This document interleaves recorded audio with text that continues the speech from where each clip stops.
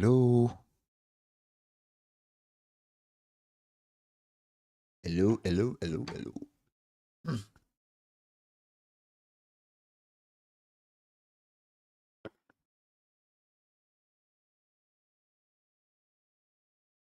Welcome, everybody.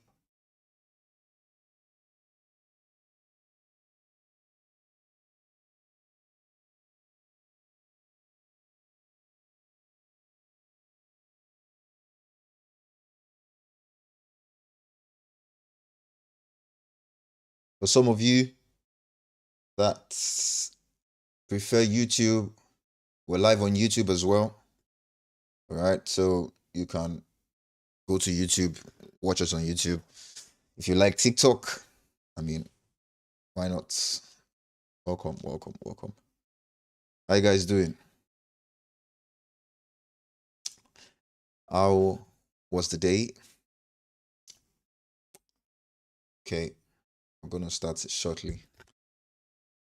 It's been a while. uh, it's been a very, very long time. It takes time to get back into these things. Hi guys, hi guys. I hope you can hear me. Please confirm that you can hear me. And let's start. Let us start.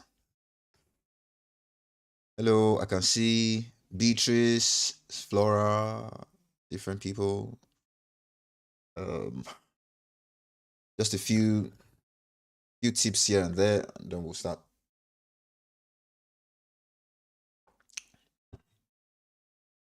You can hear echoes. Wow. You can hear echoes, echoes, echoes. Is it better now? Is it better now? Please confirm that you can hear me. Is it better now? Or are the echoes still persisting?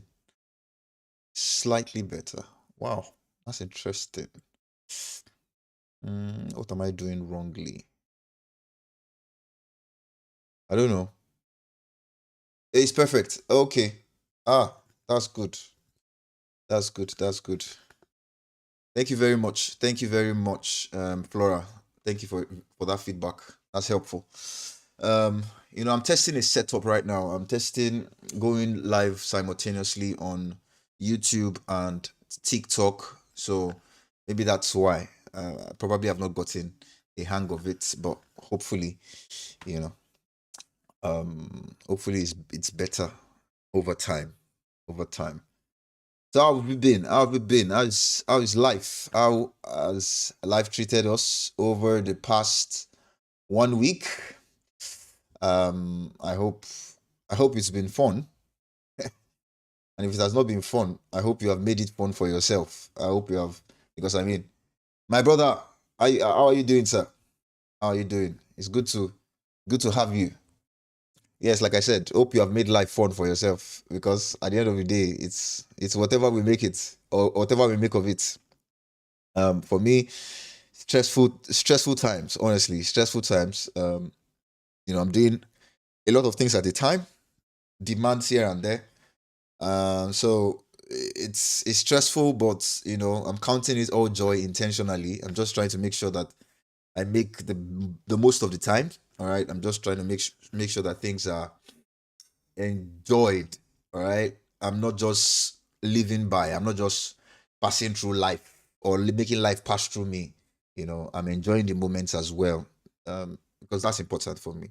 That's important. I think I was learning something recently that what you call life is actually what you're experiencing at the moment. Life is not what you will experience. Life is what you're experiencing. And that's interesting because most of us push our enjoyment till tomorrow. I mean, you can plan for tomorrow. There's always that. All right. But most of us push our I'm going to do this tomorrow. I'm going to be better tomorrow. I'm going to enjoy, have some enjoyments tomorrow. I'm going to do some things tomorrow. But tomorrow is never guaranteed. Yesterday is gone. Tomorrow is not guaranteed. And it is what it is. So we have to, for me, that's what I'm learning anyway. That's what I'm learning. That the present is what is called life. and then I have to make sure that I'm enjoying that present. So the processes that I'm engaging in the present, I must make sure that I'm enjoying them. The videos I'm creating, I must make sure I'm enjoying them. The classes I'm organizing, I make sure I'm enjoying them. That's why sometimes I'm not live, because sometimes I don't have the energy. All right, and it's not just about doing something; it's also about enjoying it. It's also about being in it, being into it. So that's just a little pep talk. Yeah, that's not why I'm here. That's not why I'm here. Just a little pep talk to you know for some people that going through life or life is going through them. Okay, let's start from here. I'd like to discuss a few things. For somebody that talks about academic writing a lot, I would like to talk about some things that you need to think about as you try to navigate your academic writing journey. What to think about as you navigate your academic writing journey. The first thing that I always tell people is that you cannot start from perfection. All right? You can never start from perfection. Anything that is a skill, anything that can be learnt, cannot begin from the place of perfection. Never. There's nobody that starts from that place. Research writing is a skill. It's just like communication. All right. I was not born to be a communicator. I learned the art of communicating. And how do you learn something? I'm going to get there. All right. I'm going to get there. But I'm starting from the angle of you cannot start from the place of perfection. Some people, disregard. Thank you very much for liking the live. Guys, please, let's like the live. It's very important because it helps the algorithm. People say that the algorithm to do this and that, but I mean, it's just better to like the live. It shows more people that we're live. Now, anything that can improve, anything that can be learned can improve, basically. Anything that can be learned can improve. If your academic writing journey began maybe in Nigeria, for example, especially for somebody like me as well, from Nigeria, where the journey was like you were almost like on your own, if you get what I mean. It was like you're almost like on your own. I wrote a dissertation in Nigeria in my final year. I don't know how I wrote it. Do you get what I'm saying? I don't know how I wrote it. It's the same thing for most people. We don't know how we wrote. We don't even know how we passed that dissertation, but we passed it. We scaled through. But the fact that our journey started from a rough place does not mean that we don't have the potential to evolve. Like I said, anything that can be learnt can be improved. Anything that can be learnt can be improved. Whether it's academic writing, whether it is singing, whether it is communicating. Some people say I'm shy. There is nobody, for example, that is not shy or that does not have the tendency to be shy. That's in terms of communicating. Doing this on YouTube, on YouTube and TikTok, for example, is not the easiest thing. I get what I'm saying. It's not the easiest thing. But by doing it over time, improvement can be achieved. But you want to join my research right? Do you mean you want to join the research writing bootcamp? If you want to join the research writing bootcamp, we have 14 slots out of 50 left. So 36 people have booked or have joined. We have 14 slots left, and so if you get the link, you can register for that. So I was talking about the fact that we need to pay attention. Whatever can be learnt can improve. Whatever can be learnt can improve. You can improve. There's nobody that was born with these things. Nobody. Not me. Not you. Nobody was born with the ability to write. If I tell you where I was some months ago with academic writing, you'll pity me. But look at where I am now. The distance between where I was and where I am now is Growth that happened. Learning happened. Growth happened. I get what I'm saying. So we must pay attention, number one, to learning. How do you learn? That's where I'm going to next. Because many people say, I want to learn this, I want to learn that, I want to learn how to speak, I want to learn how to write, I want to learn how to present, I want to learn how to sing. How do you learn something? You don't learn something by receiving information about it. Let me get my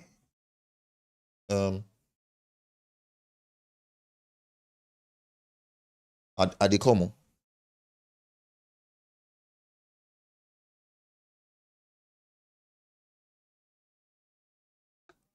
You don't learn something by receiving information about it. You learn something by doing it. Most people want to learn about research writing thinking that it's more information. And that's why I have a boot camp, because that boot camp is going to be pure action. It's going to be action. No too much story. Information does not necessarily change your outcomes. Information does not necessarily change your outcomes. What changes your outcome is your action. Most of you have been hearing information for the longest time. Information, thank you very much for liking the live. Please like the live. It's helpful. Information does not necessarily change your outcome. What changes your outcome is your action. Most of you follow creators that talk about research writing. Why are you still not writing better? Let's think about it. Most of you follow creators that talk about productivity. Oh, I want to be productive. Why are you still not productive?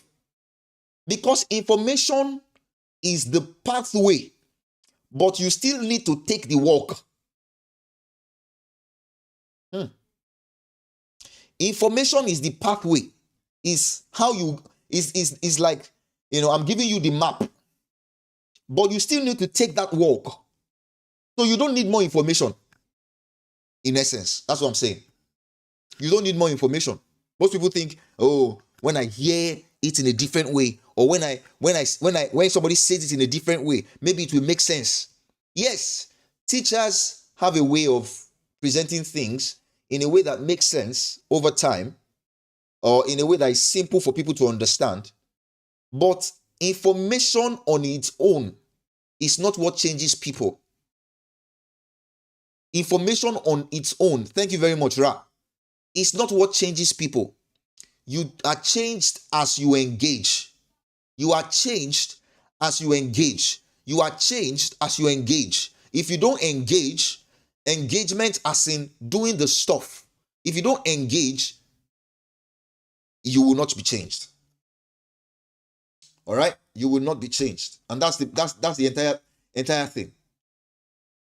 Some people will not find this very convenient, listening to this, because it's challenging their status quo. It's challenging, and I'm not here to rub your head. I found out that when people want you to rub their head, they are not willing to change. They are not willing to evolve. And that's not the kind of people I want around me. Very clear. Very, very clear. I don't want to massage your ego. I don't want to, tell you that, no, it's okay, it's all right. That thing has not changed anybody. That thing has not changed anybody. That thing has not helped anybody. We need to challenge ourselves. If it is going to work, if what we're doing is going to work, we need to push ourselves. Hey, we are not doing it right. Oh, most of you are following people, but no change.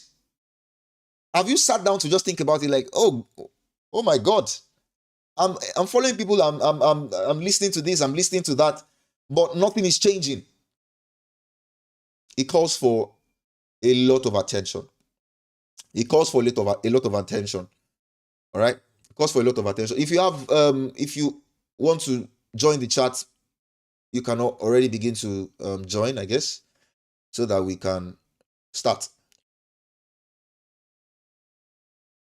So I just intend to take a few questions, take a few reactions, and we can begin to have our conversation. Okay. Hello. Good evening, sir. You are echoing. Can you hear me? Yes, I can hear you, but it's just go on. Please, can you talk? Hello? Yes, you are echoing. Yo, I really don't know what's going on. Okay, but go for Can it. you Just can you continue. okay. My question is with regards to the linkage between the theoretical framework and data analysis. So I actually would like to understand how do they link in a qualitative research or paper. Okay. Thank you. Now, no worries. Now, just to answer your question quickly, the first thing to note is that when you are doing a research and your theoretical framework, let me answer it like this. Your theoretical framework is the lens with which you see your research. Your theoretical framework is like the a foundation of theories, a collection of theories through which you are interpreting your research. Through which you are interpreting your research. For example, I can decide to look at I can let me look. I don't know. But let me look at because I don't do qualitative, but just something that can make you understand. Someone is not productive. I can decide to look at it from the lens of delivery. I can decide to look at it from the lens of growth. For when I say delivery, I mean you are trying to analyze somebody that's not productive. Different people have said a lot of things about productivity. Productivity can be related to maybe output. Productivity can be related to internal growth. Now, the lens that you look at it from, you are picking a side. All right, you are picking a side, and you are picking a side in order to be able to answer your own question. So you are either picking a side of maybe output. So somebody is not productive because they are not producing this, or this output is please can speak without the microphone. I don't understand. It, can you guys hear me? Can you hear me? Just to be sure. Yes. Okay. Because somebody said, "Can I speak without the microphone?" I don't get it. Okay. Okay. Okay. Let me just continue. I don't know what that person means, but it will be good to hear what the person means. Now, my my framework is just a combination of theories through which I am choosing to interpret my question. So I am choosing to interpret this question, or I'm choosing to analyze this question based on this theory. And theories must be established. Theories must be grounded in literature. So you must have been able to look at several theories and align with one or a few of them that answer your question. So, for example, if I'm looking at productivity, I'm trying to, my variable is productivity. Productivity is in different ways. If my variable is intelligence, intelligence is in different ways. How do you say somebody is intelligent? Somebody can be intelligent because they are good with literature. Somebody can be intelligent, according to you, because they are good in mathematics. Somebody can be intelligent because they have a proper view of life. So, how you choose to look at intelligence is the theoretical lens, theoretical framework. So sometimes it's just the English that confuses people. All right. Theoretical framework generally is just the lens through which you are choosing to analyze your question, through which you are choosing to understand your topic. All right. So if according to productivity now, if my lens is my lens is output, I will look for theories that speak about productivity, the importance of output in productivity or for productivity.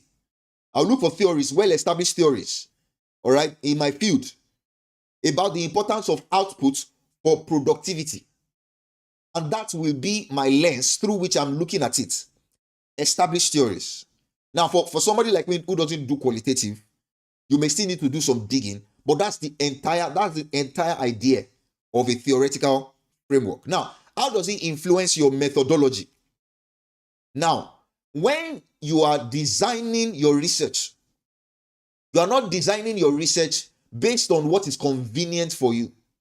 You are designing your methodology based on your research question. Now, that research question already there's a way you want to look at it. All right, that's the lens now. Now, what will I need to analyze in order to say somebody has been productive? If I am looking at output, it means that my theoretical, my methodology will be based on numbers, which will later lead to quantitative. In that sense, it will lead to quantitative because what I'm looking out for now is output. I'm looking at numbers. I'm looking at figures. All right. You see how we have gone from your question to the lens, to the paradigm, to the paradigm or to the theory, and then we have transitioned into methodology. Do you get what I'm saying? That is how it works. Somebody says echo. Is it just me? Is it just a few people hearing the echo or? So that's the idea. That's the idea. You go from your research question to how you want to choose to analyze it, and then go to the what's it called now? To the methodology. Your methodology should be a reflection of your should be a reflection of your research question. Your research question is what determines your methodology. What you are trying to answer. Oh, echo. Somebody say echo now. The sound is too much. Oh, sorry. Is it better now? Is it better now? Somebody say the sound is too much. Okay. I've brought it down a bit. Somebody confirm for me that it's okay now. No. Wow. Okay. Let me see if I can just use default. Can you hear me now? Is it better?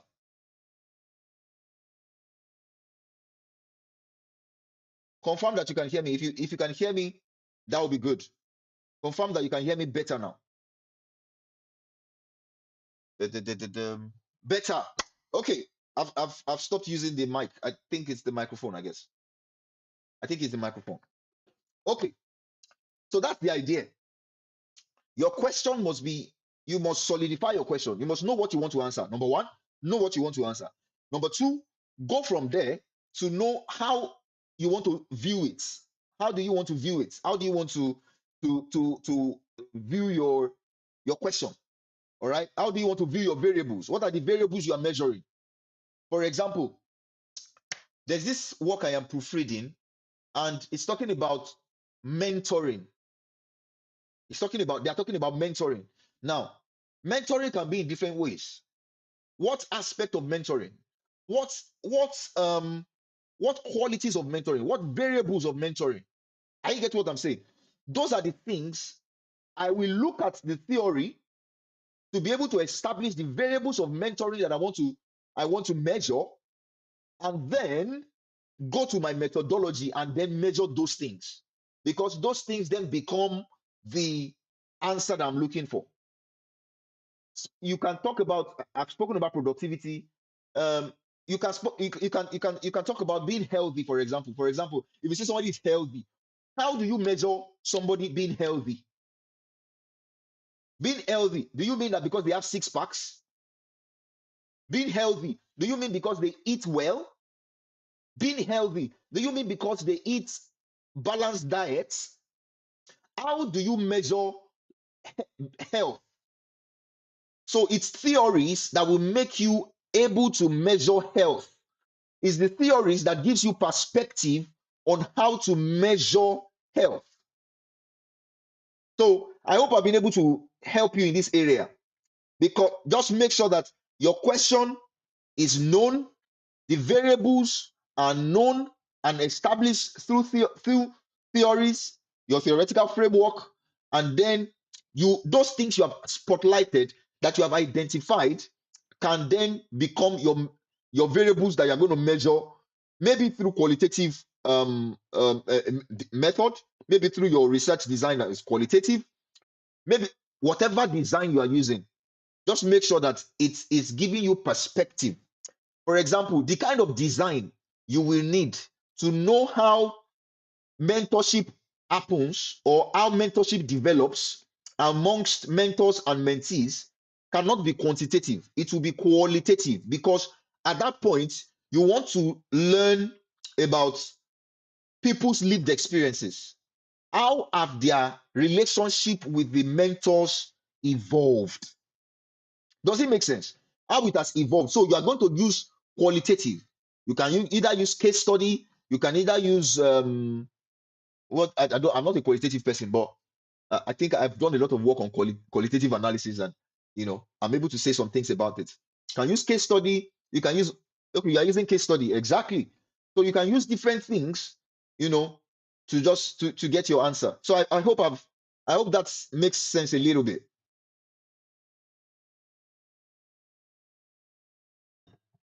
Jazz work. Hello. Thank you, sir. Really, this was very insightful, honestly, and I can now really understand what is it that is actually expected of me. Thank you very much for Yeah. asking. Thank you very much. That was good. That was good. Thank you, sir. No worries. So, guys, the major thing that you must understand as you try to navigate this research writing is, especially designing your research, for example, like Jazz Work asked. The major thing you must try to put in place is you want to understand, what is my research question? I have found out that many students don't know what their research question is. You'll be surprised that people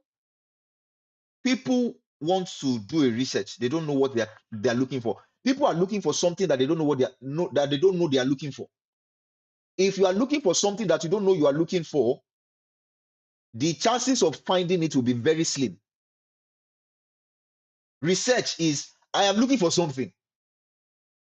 If you don't know what you are looking for, the chances of finding it will be very slim. It will be very slim, because you don't know what you're looking for. Are you get what I'm saying? So we must make sure that we sit down and understand what our research question is, what we are looking for, and then be able to use that to design our research. To design our research. For some of you that are looking for scholarships,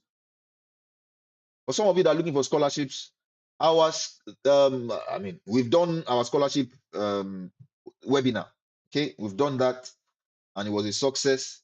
It's on YouTube if you want to watch the replay. I think it has about over 300 views now. A lot of people have reached out that it's helped them and all of that. So if you're looking for scholarship, the scholarship window for the UK will open next month. Your sound echoing. Hey, my God, what's happening? Scholarship window for the UK will open next month. Could you please do a session on plagiarism? Blah, blah, blah, blah, blah. Somebody said my sound is echoing. I don't know what's happening, to be honest. I do not know. what is happening. If my sound is still echoing at this point, uh, um, uh, can you hear me? It's echoing, but we can hear you clearly. It shouldn't be echoing actually. Um, Let me see. I don't know why. Noise suppression. Just like I don't know. I don't know. I don't know. I don't know. I don't know.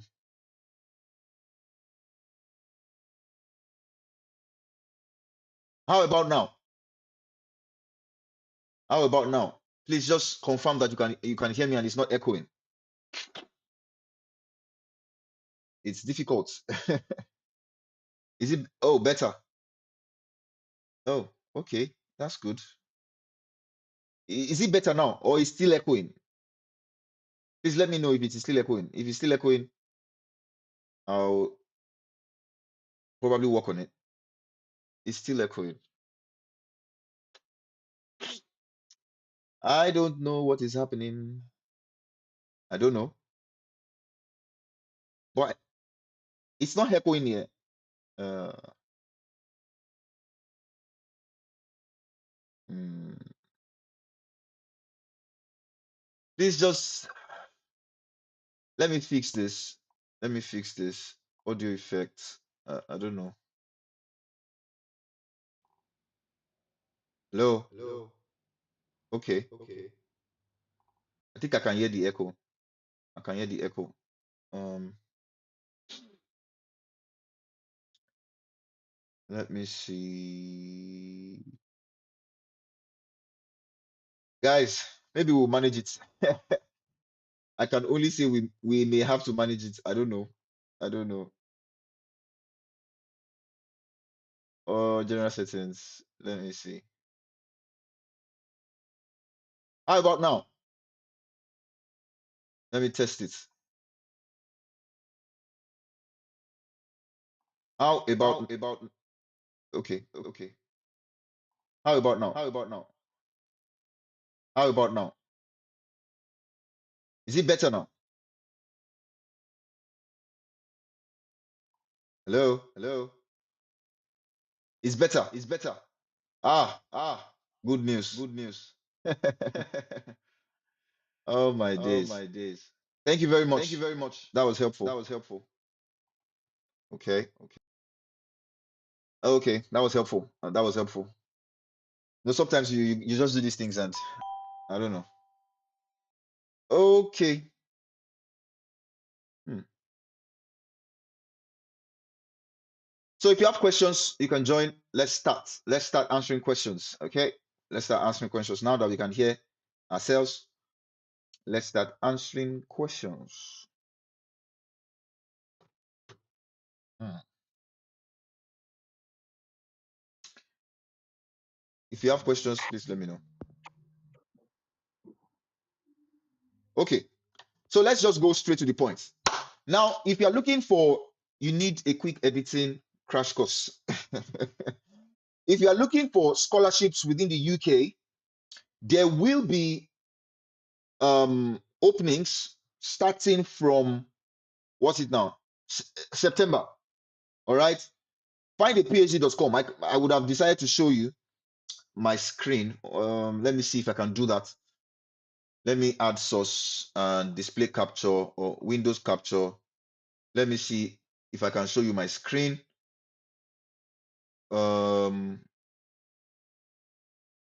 So that I can show you. Let me just show you. Findaphd.com. Findaphd.com. Please give me a sec. I'll show you my screen now. Um,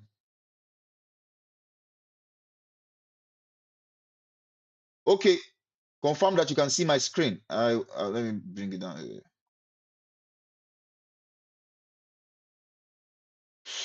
findaphd.com. So I'm going to go here now and do some things. Just confirm that you can see it, and I will continue. Okay, findaphd.com. Let me use this one.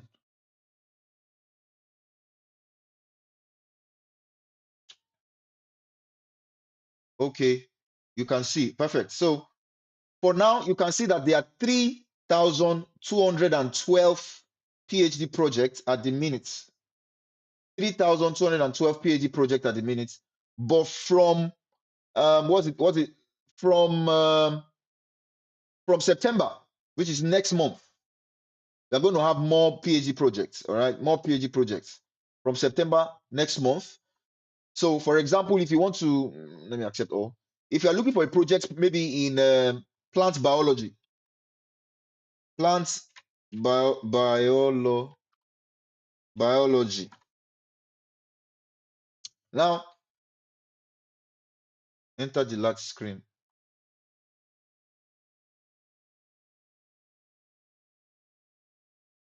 Let me see. Screen orientation can be changed when you're live. So I'm live already, so the screen orientation cannot be changed. Let me just see if I can enlarge this a bit. Is it better now? Okay. Plant biology, for example. All right. Plant biology discipline. I can choose plant biology already. I've chosen plant biology. Location. We are looking at United Kingdom. All right. We're looking at United Kingdom. So what we come here, we choose United Kingdom. I'm helping you now to see how to be able to search for projects, especially from September. All right, from September. All right, you may not see a lot of projects right now. However, you may see some, but you may not see a lot that are fully funded. Go to the funding. Go to the funding. You see, I'm a non-European student is what you want to pick, especially if you're an African. All right, you want to pick. I am a non-European student because you are not a European student basically. So you pick. I'm a non-European student. Show the results, and then you'll be able to see all the fully funded projects that are within plant biology. I'm using plant biology because I'm a plant biologist. I'm not giving you a proper master class here. I'm just telling you that pay attention to this website because most of the projects will soon be aired on those websites. Like on this website, there's findthephd.com, there's jobs.ac.uk. Project will soon be uploaded there. Okay, so you can see this project is fully funded opportunities, students worldwide. You can see these projects in University of London. There's this one in Upper Adams, is closing in like 3 days. There is this one as well at University of London. All right, but most of them will be uploading from September. All right, let me close this tab. My intention for showing you this is simply that I wanted you to just know that it's easy to get these opportunities if you are prepared for them. All right, it's easy to get these opportunities if you are prepared for them. Some of you need to begin to look for arrange your documents now. Arrange your documents. You need your statement of purpose. Some of you need research proposal idea. Sometimes it's not necessarily a full-fledged research proposal that you need now. You just need the idea. All right. Research proposal idea. You need that. Some of you need you get your transcripts ready. Okay, get your transcripts ready. If you have done your bachelor's, get your transcript. If you have done your master's, get your transcripts. Okay, so get your transcript ready. Get your statement of purpose ready. Your CV. I thought about these things on YouTube. Let me show you what it looks like on YouTube. If you go to YouTube, you will see the video there. Let me just go there and show you what it looks like, and then I'll come back. Let me see, because I believe that if you are prepared, Opportunity, you will meet, you will find your luck. Opportunities meet the prepared people. So it's winning, the winning ways. Winning ways, that's the one. Winning ways. Okay? That's the one. If you watch it, you have everything that you need for a PhD. For a PhD scholarship, most especially in the United Kingdom. All right. I went through the processes of, how to get the scholarship, how to prepare your documents, things like that. But I can always take some questions um on for people that have questions, all right, based on how to get scholarships, how to prepare your documents and all of that. I can always get that. Let me see if I can answer some people's questions here. Some people dropped questions on the chat. Literature review or fixing sound problems. Okay, somebody was even making jest of me actually. It says literature review or fixing sound problems. Which one is difficult? I think fixing sound problems is more difficult. Literature review, fixing, okay, let me say literature review is more difficult because fixing sound problem, once you have gotten it, you have gotten it. Literature review as well, once you have gotten it, you have gotten it. It's just that you need to do it over and over again. All right, literature review, you need to do it over and over again before you can say you have gotten it. Okay, and what is literature review? All right, what is it that is literature review? I like to ask people questions, but just that people are not here to answer me, on the chat. I mean, on the call. Literature review is just a map of what has been done before. So the idea is that I want to do a research on this topic or in this area. I need to know the conversation that has been going on this topic, and that's what leads me into doing a literature review. It looks like I'm already telling you some things that I want to share in the boot camp, but it is not anything. It's just information that you can run with. Literature review is the map, the length and breadth, the map of your of your research. You want to know what conversation has been going on before, or that necessitates your own conversation, or that necessitates the gap that you're finding. That's literature review. So, for example, I always use the example of making a meal. If you are trying to make a meal that you have not made before, the first thing you do, all right, the first thing you do is you are going to watch videos on how people have made the meal before. Am I making sense? You are going to review videos. That's why women now watch videos to see how people have made something so that they can know how they will make theirs. Some women copy what they find online, but some women edit what they find online. They don't just copy the recipe somebody used. For example, somebody in the UK can use some set of recipe that somebody in Africa does not have access to. So even though you are watching that video to know how they think about the cooking process, to know how people have cooked before, you are not intending to just replicate their study. You are looking for a gap. Oh, these people do not use seasoning. What if I use seasoning in my meal preparation? That's a gap. That's a gap that your own cooking will now solve. Does it make sense? That's a gap that my cooking will now solve. That's why artificial intelligence cannot look for a gap for you. Most students ask me this question: what is the best AI to use for research? There is nothing like that. There is nothing like the best AI to use for research. Nothing like that. And I'm sorry to burst your bubble, but that's the truth. There is nothing like this is the best AI to use for a research. There's no best AI because artificial intelligence may not be able to understand the context that you are in. Artificial intelligence was not designed to critique papers. Artificial intelligence was not designed to see gaps. Artificial intelligence was not designed to see essence. Artificial intelligence can only see patterns. Artificial intelligence can only see patterns. Artificial intelligence cannot see essence. Thank you very much. It can't see essence. It can only see patterns. It cannot see essence. Are you getting what I'm saying? Now, literature review.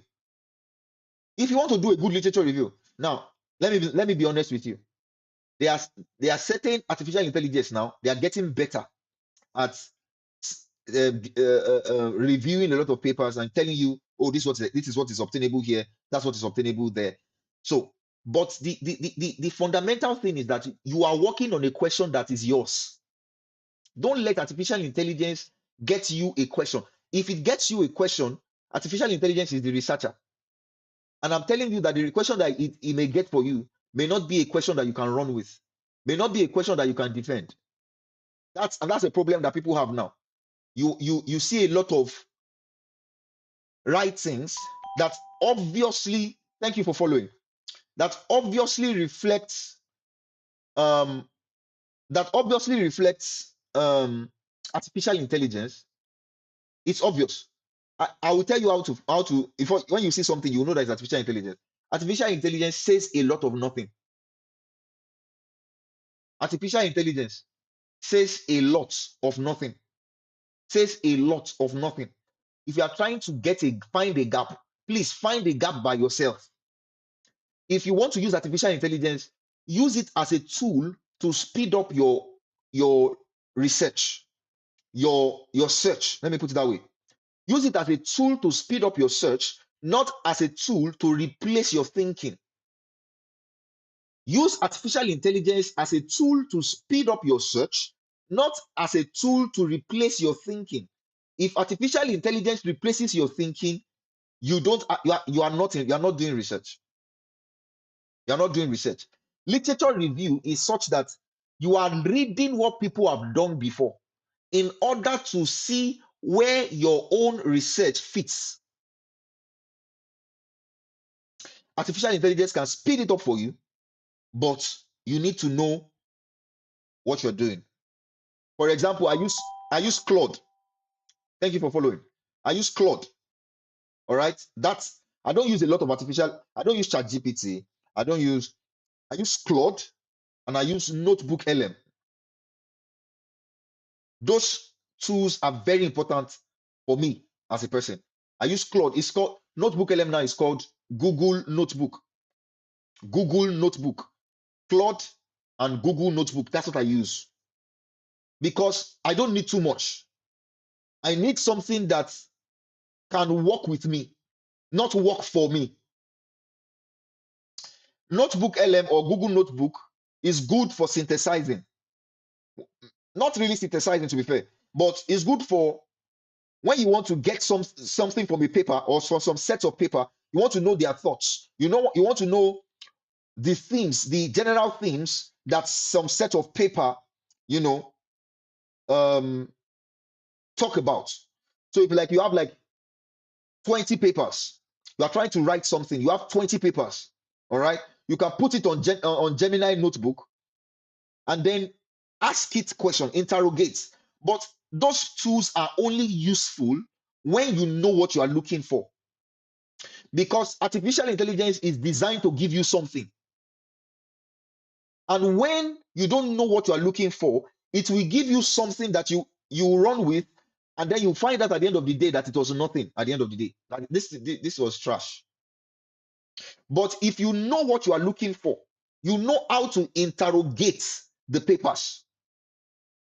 I can decide to show you what Gemini Notebook. I use it not every day, but I use it most of the time. All right, I'm giving you my tools here. You guys should use it wisely. Gemini Notebook is a very good one. It's a very good one. All right, but like I said, it does not help me do my work. It assists me in making that work faster, and that is what AI is meant to do.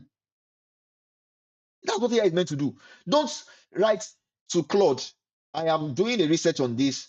help me generate 5,000 words. You're going to, hey, you're going to be in trouble. You're going to be in trouble. No.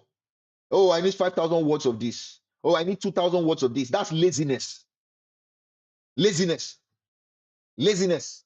Pure laziness. Pure laziness. Pure laziness. Research. The thinking is the research. The thinking is the research. So you have to read papers. Let me tell you one thing that I do. I read the paper. I know what it says. All right. But I'm thinking, what? The, oh, maybe I've read a set of papers, for example. No, enjoy AI. Definitely, AI is good, man. AI is good. AI is good. I use AI like I use AI every day. There's nobody that wants to be relevant in our age and time now that will not use AI. There's no that wants to be relevant in our age and time. Thank you very much. That should not use AI. If you are not using AI, you will be very backward in a very short time. AI is, oh God, it's so good. But I promise you, thank you for following.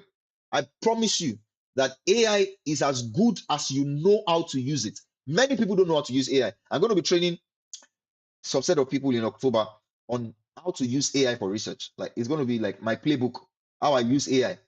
All right. How I use AI. Somebody says, is it live being recorded? Yes, it's on YouTube. So you can always catch it on YouTube. All right. It's on YouTube at the minute. I'm streaming on YouTube side by side. So you can always catch it there. I use AI and I want to teach people how to use AI in such a way that when somebody calls you and says, tell me about this, for example, tell me about this, you are not going to be dumbfounded. You put anything you put in your work, you put it intentionally. You only use AI to make it faster. So I can have some sets of papers, load them. I'm trying to build an argument. Oh God. I love AI. I love AI. But people don't know how to use it. I want to build an argument that drinking water is not good for the body. Drinking water is not good for the body. That's the argument I want to build. Guys, please, let's like this live. Let's like the live. I think it's valuable enough to some extent. I want to prove that drinking water is not good for the body. What I do first is not go to AI. I'm not going there. Thank you very much for liking. Thank you. I'm not going to AI first. That's not the first thing. I'm giving you too much. I'm giving you too much because I want to share some of these things. Although this is like tip of the iceberg, I want to share some of these things on the research bootcamp. But I'm going to say it anyway, just so that you know that I'm not hiding anything. Anyway, so the first thing is not go to AI.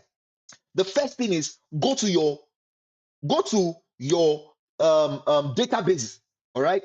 You want to get relevant paper to be able to defend that claim. My claim is that water is not good for the body. Now, I'm saying I want to defend that. All right. My claim, thank you very much, AI.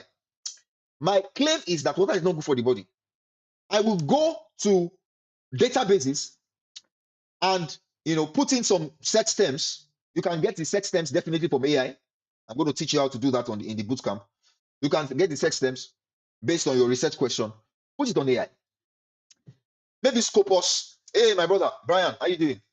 You can use Scopus. You can use Web of Science, Google Scholar, whatever you have access to. Go and use it, guys. Thank you for liking the live.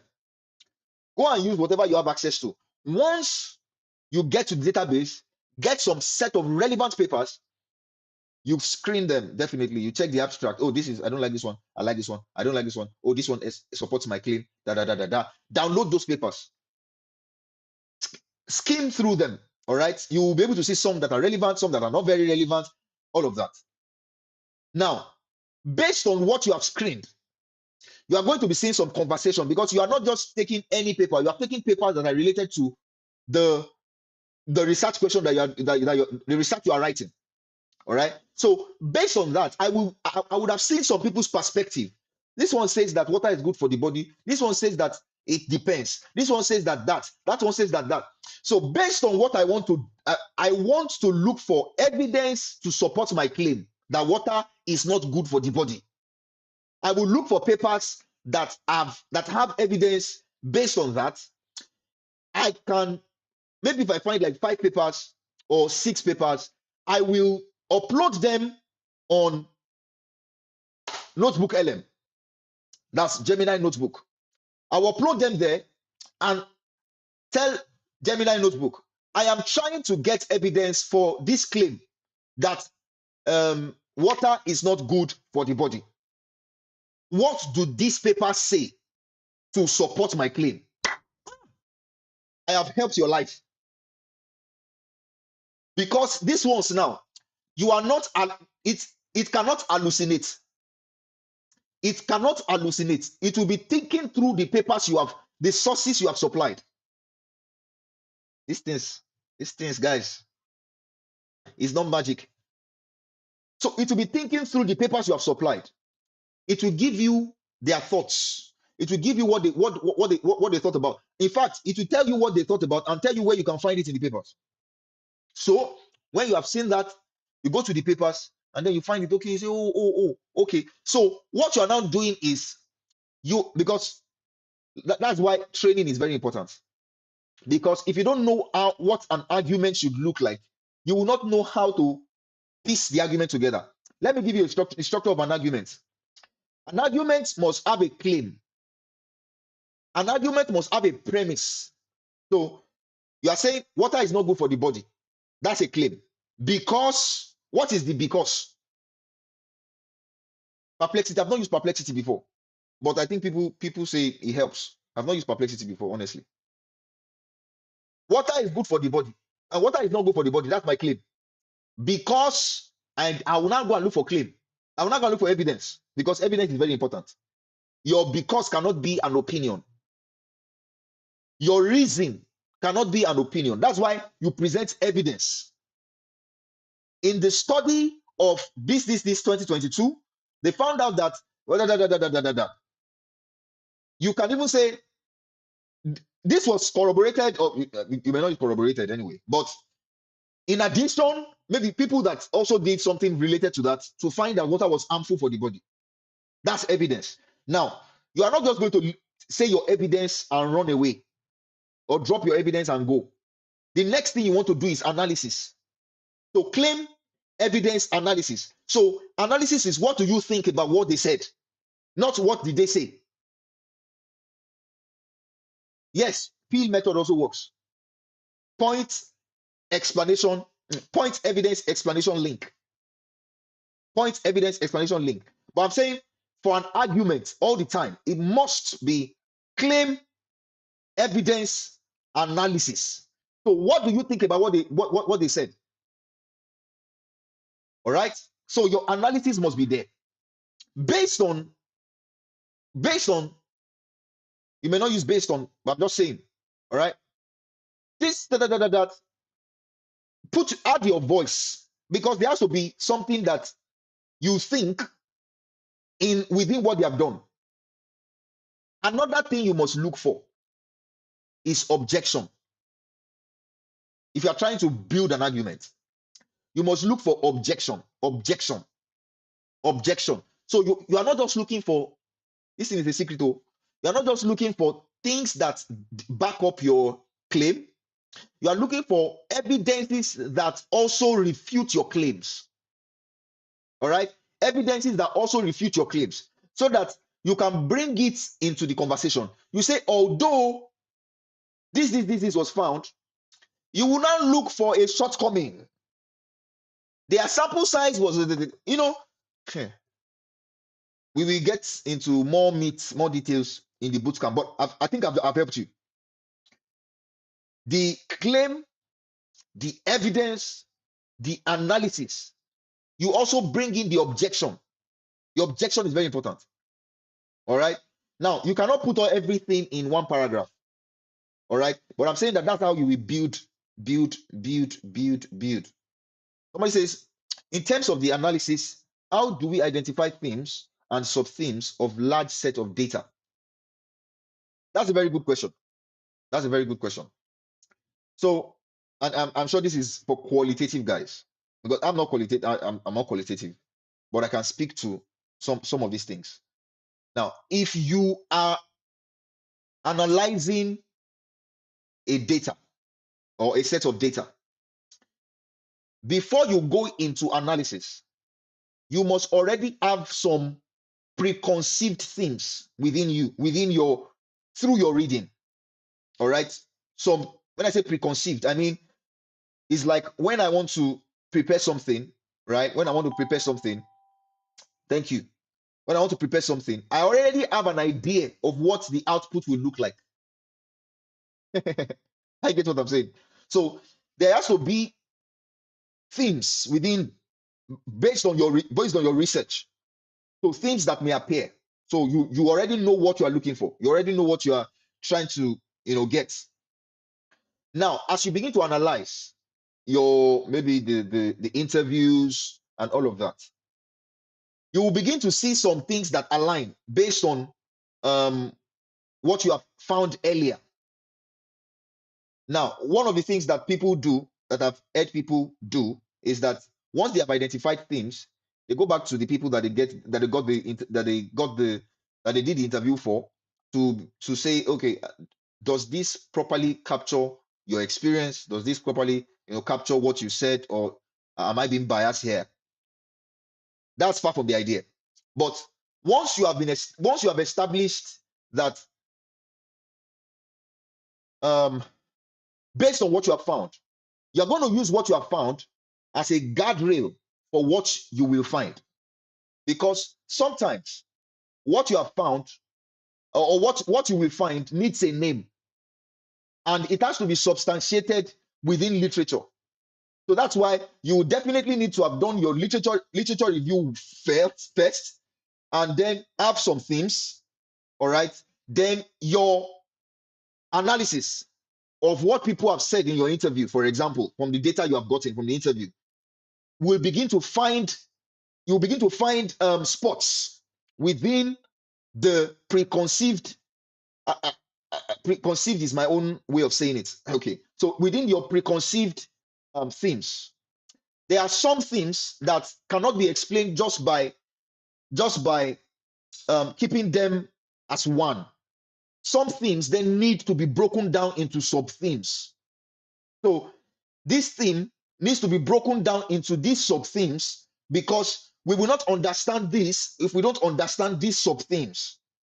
And these sub themes are probably going to emerge from your analysis, from your interviews, the analysis of your interviews. But what helps you to be able to spot these things are the fact that you have read before, and you have been able to identify some things. All right. If you have not identified anything, what you may be getting from literature at the end of the day, or what you may be getting from the analysis at the end of the day, may just be may be very difficult to substantiate with literature at the end, at some point. All right. But you want to make your work easier, start from the literature, get some ideas, some theme ideas, and then when your analysis is coming, you will find where they are within those themes. And once you have gotten a theme, sub themes are just like it's just like ladder. What you need to understand this. If you get what I'm saying, what you need to understand to be able to understand this, what needs to make sense for this to make sense. So the themes, it shows the flow. It depends on how you are looking at it. If what you are analyzing is secondary data, that means you are not taking primary sources. You're not interviewing anybody. You're just analyzing what is within literature. So the themes will show the flow of work, definitely. But if you are analyzing from primary sources, you are using NVivo, I guess, to analyze interviews and all of that. It will still show the flow of work, but it will be based on what you are trying to answer, based on the question you are trying to answer. So anything that does not answer that question it may not be relevant to the work. ideally, everything that you analyze should be relevant because you have designed your questions, you have designed your question based on what you are trying to answer. All right. So everything should be relevant. But at the end of the day, you cannot say everything will be relevant. But whatever comes on your paper, whatever comes on your work should be relevant and should be substantiated by literature. So it's not like a new thing. That's why you need to first read, and then you'll be able to know what questions to ask. You'll be able to know how to ask those questions. Once you know what you're looking for and the method to arrive there, half of the problems are solved. I agree with you. I agree with you, Brian. I agree with you. You're welcome, P. Once you know the question you are looking for, that it solves a lot of problem. Somebody was asking, I must have used it wrongly. Gemini notebook. When I tried the, thank you very much for the roses. Output was an actual proposal. So it depends on. That's why I said people need training on how to use AI. If you don't use AI properly, you will just what you have will be very disastrous. You know, AI, that notebook, Gemini notebook that I just told you about is very good for synthesis. It's very good for putting a lot of sources together. Very, very good. I promise you. I use it. I use it. I use it well. I'm not here to say that I don't use AI. I use AI. I'm not. I'm pro AI. I'm pro AI. Very, very pro AI. I get what I'm saying. I use AI. AI is very good. AI is very important. If you don't use AI, you are backward. All right. But if you use AI the wrong way, you will be backward again. Because AI, you can use AI to replace your own thinking. You can use AI to replace your own creativity. You only get better as you engage with literature. I'll be teaching in our boot camp how to read a research paper. You have to read a research paper with a critical lens, not at the first instance. The first instance you want to get information. The second instance you are not getting information again. Now you are trying to, what are these guys assuming that shouldn't have been assumed? For example, people are trying to get intelligence. They're trying to analyze intelligence, or they want to know how social media affects intelligence and all of that. And intelligence for in this particular paper was mathematical literacy.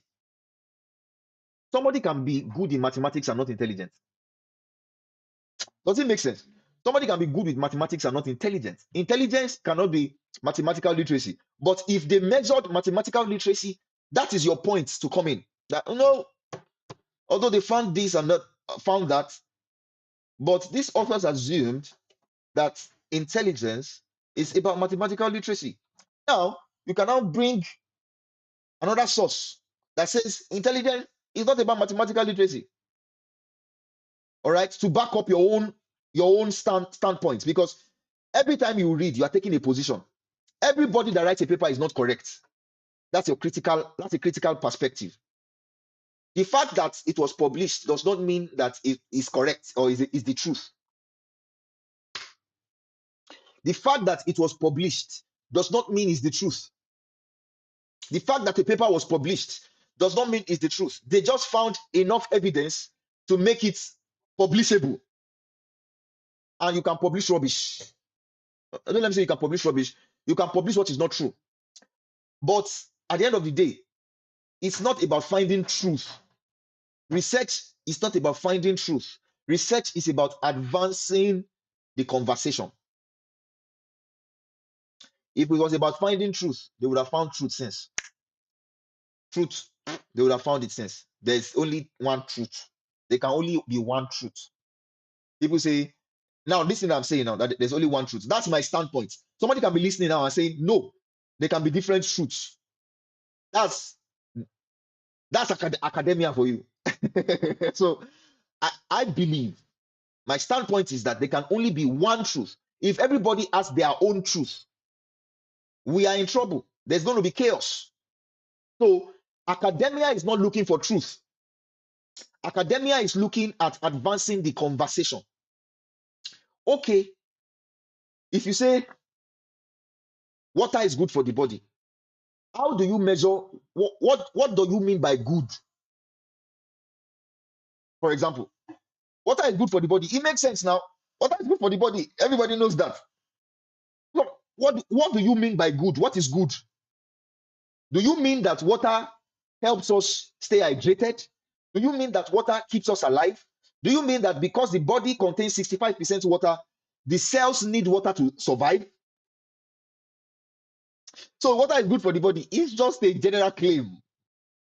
It needs to be specific and substantiated. Okay, somebody said when it comes to writing a sorry, I'm looking like this. My let me see if I can get this out.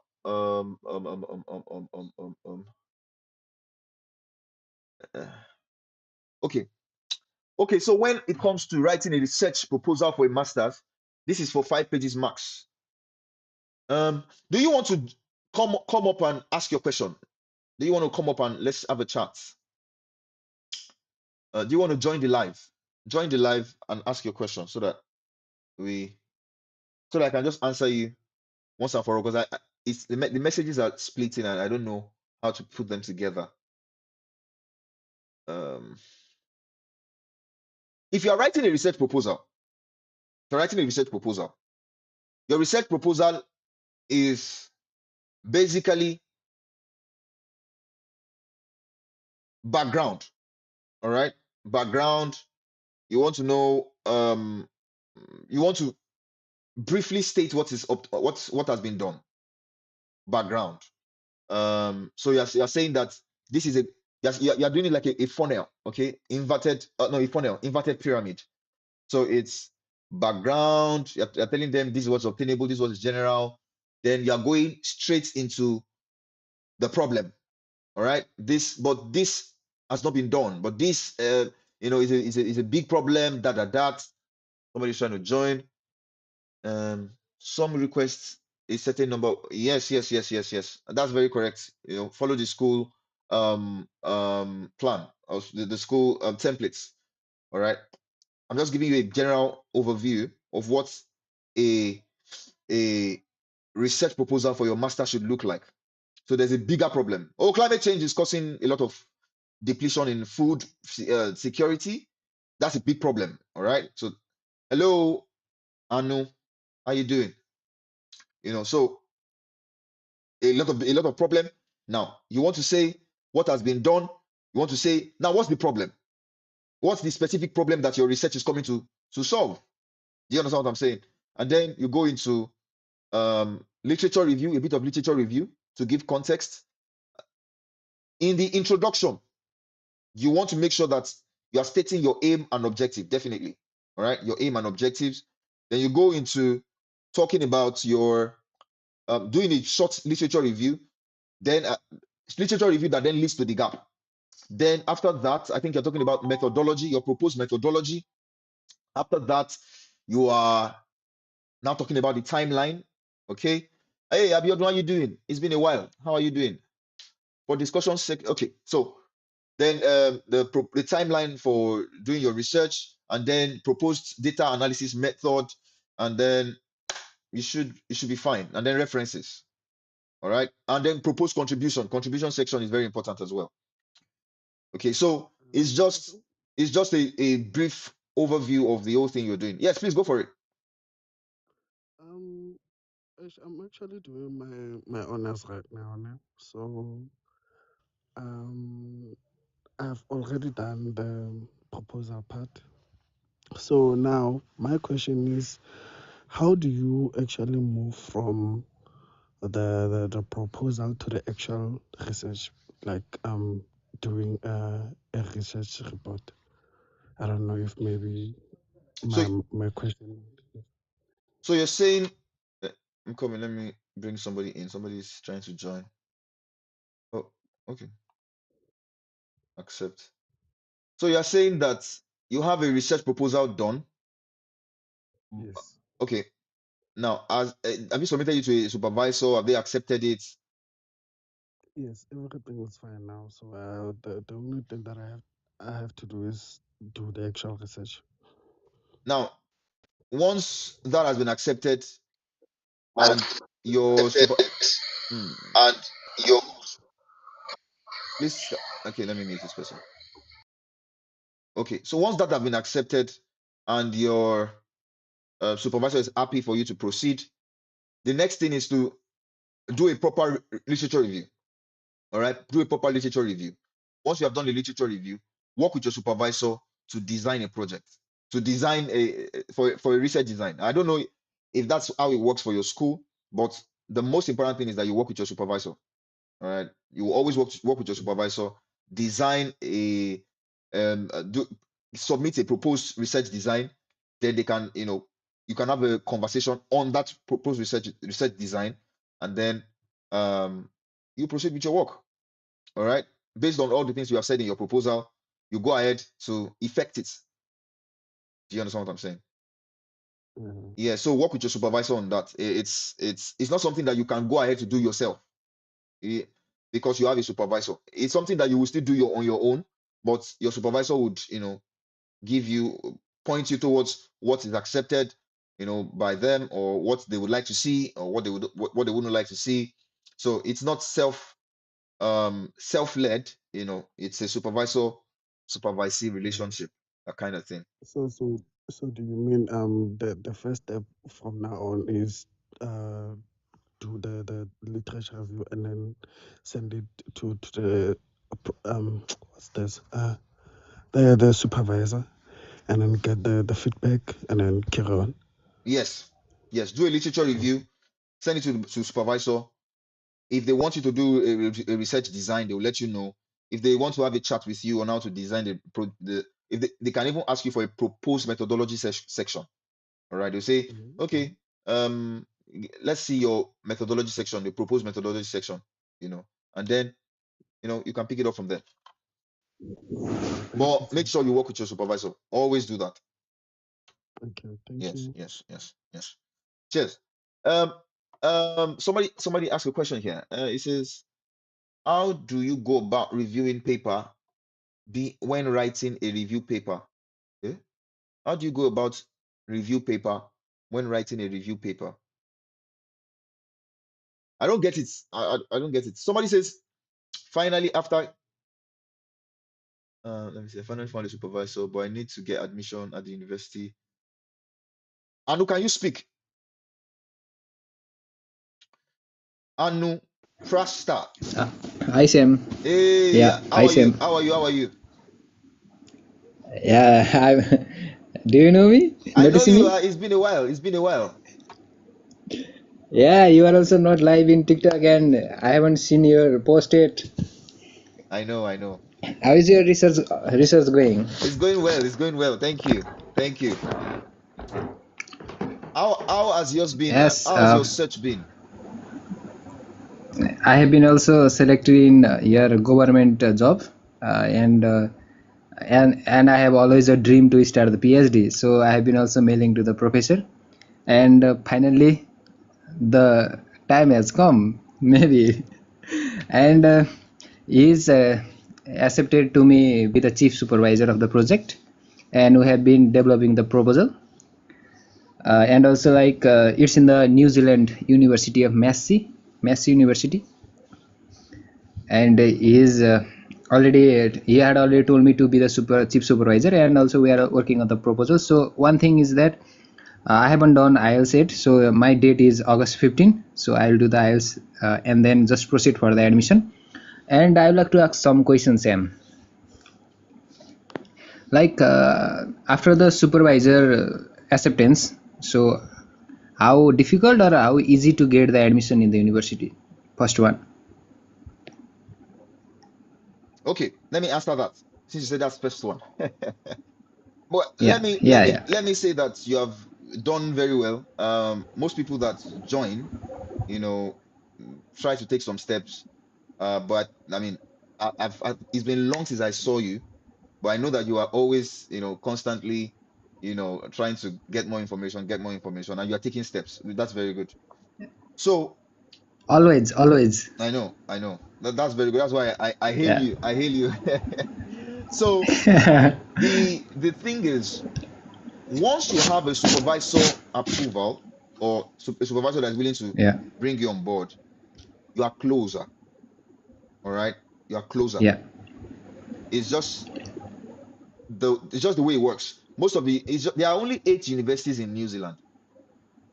You know, Yeah, yeah. there are only 8 universities in New Zealand. They are looking for students. Most of their students are not they are not studying, so they're looking for people to come and do the research. And a lot of funding is coming in. So once you can find a supervisor, it's always easier to then, especially if you have spoken to the supervisor earlier about your intention to get funding. Because if your conversation with the supervisor earlier was not about funding, they may assume that you are trying to pay for yourself. But especially if based on the model that the school works with, if they have a scholarship Yeah. scheme and they say, okay, get a supervisor, and then we can assess your fit for this scholarship scheme, yes, that's fine. But if you have reached out to a supervisor on the basis of just supervising you on a particular research, even if they say yes to you, it doesn't guarantee scholarship. But if your conversation has been centered around scholarship from the beginning, then you know that okay, something can play out from there. Okay, and during when he was explaining the project in our Zoom session, he had said that the project is fully funded. So it means I think if I don't get the overall tuition fee scholarship, I will get the stipend. Apart from the tuition fee in the PhD, I will get the living accommodations money. And another thing is that you just mentioned the scholarship, yeah, university scholarship, and I'm also applying for the Messi doctoral scholarship. So we have very good conversation about that, and he told me that after you go for the application, and if you become if you are accepted, then you can be my PhD student, and then you can go for the scholarship. So he is telling me the direction to whether he will help me or not. So, and the project is fully funded. The first one is, it means that I must be on the admission. I must get the admission. I agree with you. It's the right. I agree with you. That's how to think about it. So if the project is already fully funded and you have applied for that project, all right, most of the time the admission and scholarship go hand in hand. Most of the time, you don't apply for scholarship separately and admission separately. The moment you are that, for example, what I did, the moment you are applying for a scholarship, you are also applying into that school, so that once you are considered, you just need to submit a few more documents and then you are enrolled. You understand? Exactly. So I don't specifically know how it works in that school particularly, but I know that if the project is already just opposite. I'd like to add just you say the first of all scholarship, then after admission, just opposite in that. Okay, opposite. Okay. So you get the scholarship first, right? No, you get the admission first in the university. Okay, and then scholarship. Yeah. Okay. Yeah, and then scholarship. Okay, and that makes sense. So if you have a supervisor that is willing to support you through that process, then you have a case to build, because they will only, if you can get an admission should not be a problem. And now you have a supervisor who is willing to supervise you for a funded project. It means that when you are now applying for that project, you can make a case that the supervisor, you have a supervisor that's indicated interest. It's different from somebody that does not have a supervisor and is trying to, get funding. Like, I have no one to ask, and just when I asked with the ChatGPT and Cloud AI, that's the only tool I used. And it also say that you are a bit forefront from the people or the PhD student who doesn't find the supervisor yet. So I think the AI tool also suggests me that you will get the admission, of course, like not 100% guaranteed, but a bit more than the PhD student who are seeking for the professor. So, and I also asked the professor that you have other students also who are willing to supervise, who are willing to supervise from you. And he said that no, I have only shared the project details with you, and that's the positive feedback for me. Wow. And I had going forward that, and my IELTS date in August 15. So hope I will get the 6.5 band and not less than 6 in his band. And yeah, No, no, that's good. the That's good. That's good. uh, It's a good one. I think you are making progress.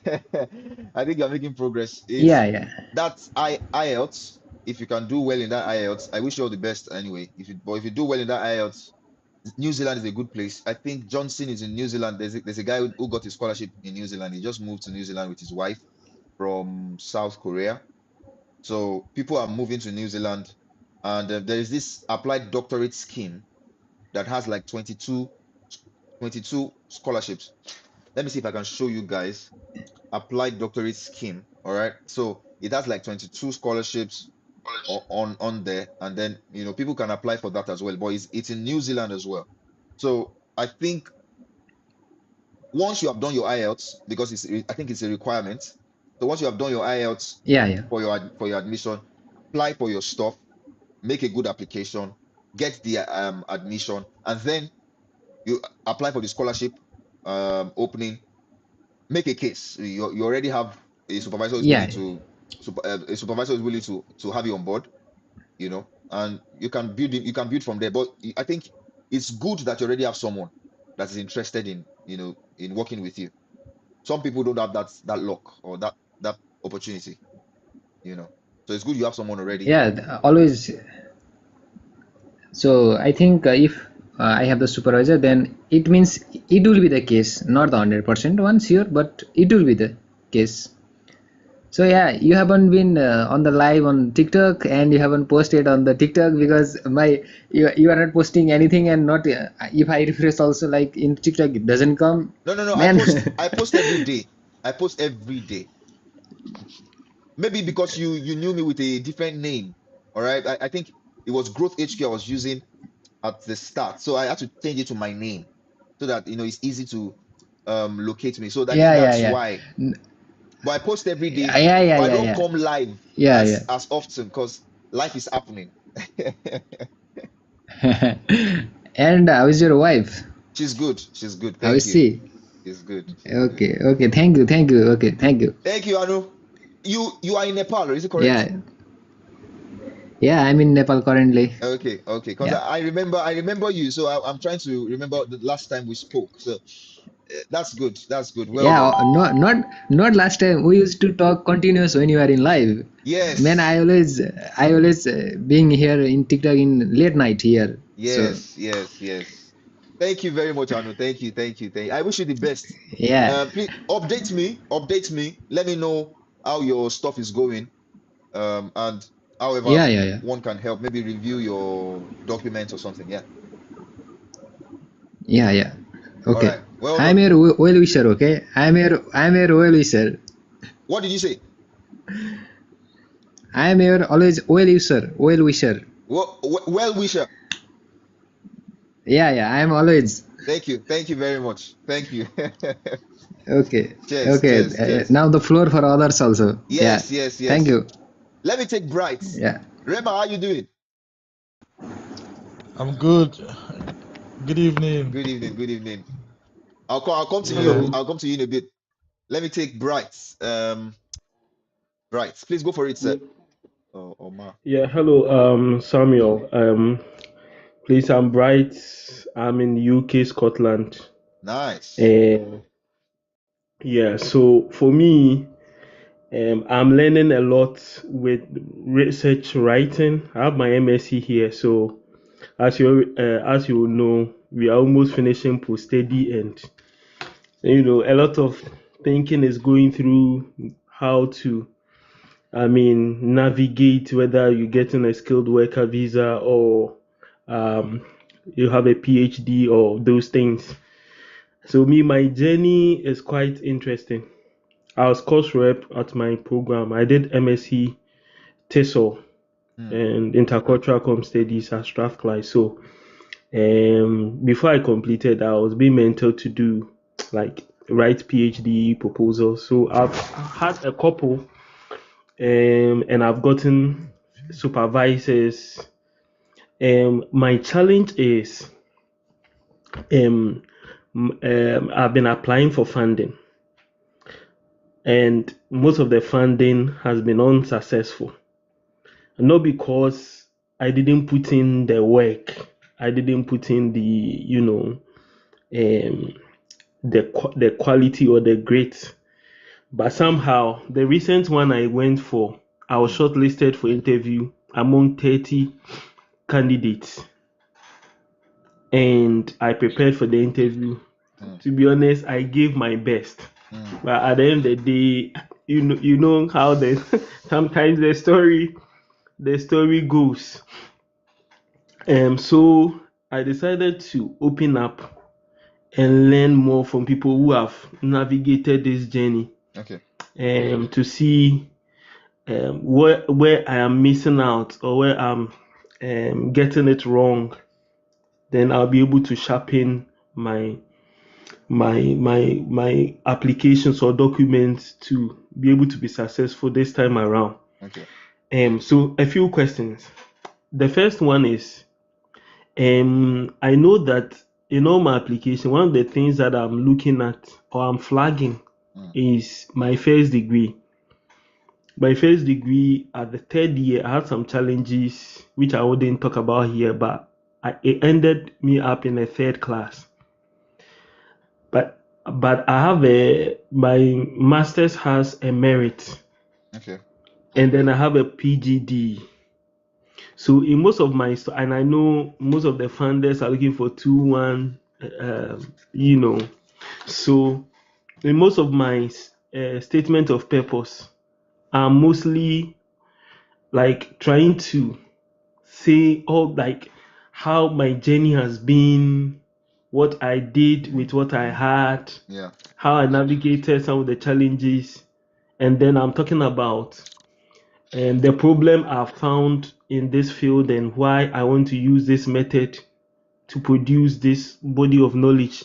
I think I'm doing all the things right, but somehow my question is, I'm not making especially in the UK, and I'm also a family man. Other than that, like the New Zealands and the Australias and other things, I would have applied. So what is the advice? Is it the third class that is the issue, or it is the fact that it is God that is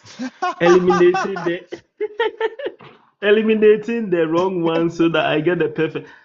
Although it's quite serious. So if I tell you the number of applications I have done, and these days when I receive unsuccessful, I'm not surprised anymore. As if that is to say that is the normal, but that is not. And sometimes I don't feel pain too much because I know the quality that I put into what I submitted, and I also know there is 30% cut on funding for international students as against 70. So there is a lot of things happening there. Yeah, so I wanted to speak to maybe some of the few things that I've shared, and then Yeah. I mean, thank you for sharing. That's a good one. Good point of call. Now, the thing is that I'll be very honest with you. PhD is an academic degree. I repeat this all the time, and you probably, most people would have heard me say this. It's an academic degree that builds on previous academic degrees. Having said that, it means that if you are looking for an opportunity that is scarce, a PhD opportunity that is scarce, because it builds on previous academic degrees, if that academic degree that is building on it is not strong, what you have is a bit of disappointment at the end of the day. And it's not because you are not good enough. Like you said, it's not because you said you went through some things, which valid, all right, valid stuff, but because you are looking for funding that is scarce. Let's say funding is available, different. All right. This funding is scarce. So they are looking for almost the best of the best. All right. They are looking for almost the best of the best. Do you understand what I'm saying? Now it's not just yeah, first class. What determines that you are the best of the best is not just first class. Okay, so I'm not just zoning in on your class of degree or your qualification. All right, it's not just that. It's also the fact that you need the right skills, the right degree, the right class of degree, the right skills, the right experiences, all right, to be able to now build a PhD on those things. Does it make sense? So those things are Yeah. very important. You need to, third class is a bit of a stretch, to be honest.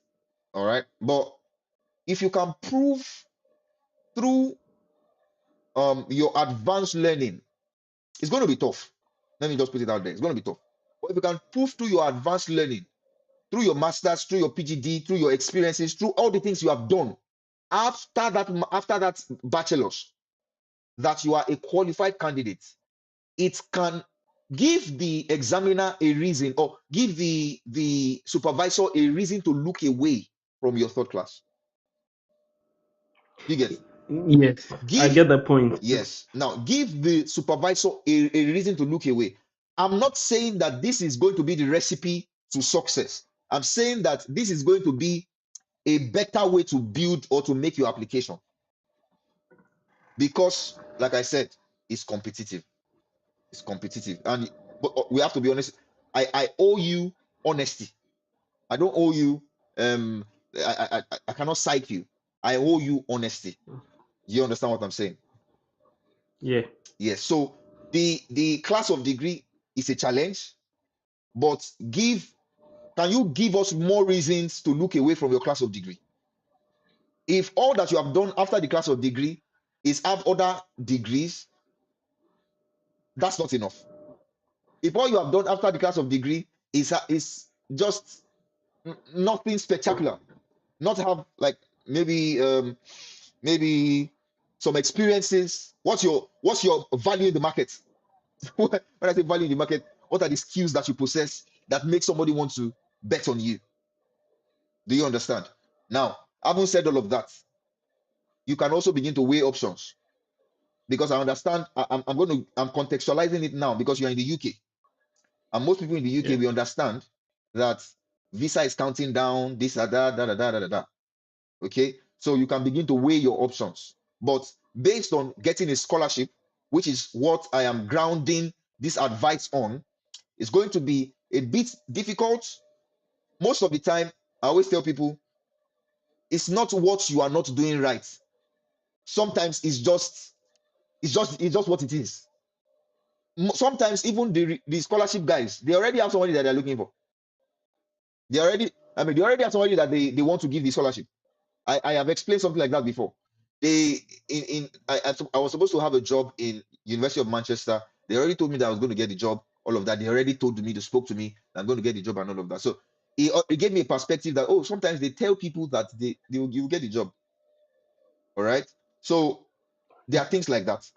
They already know that this is the person that wants to give the scholarship, but we will put up the application normally as if nothing is happening, because that's how you can defend that the proper procedures were followed.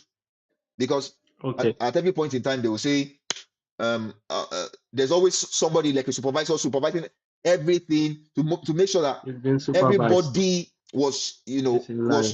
yes, everything is done in line and by merits. Do you understand?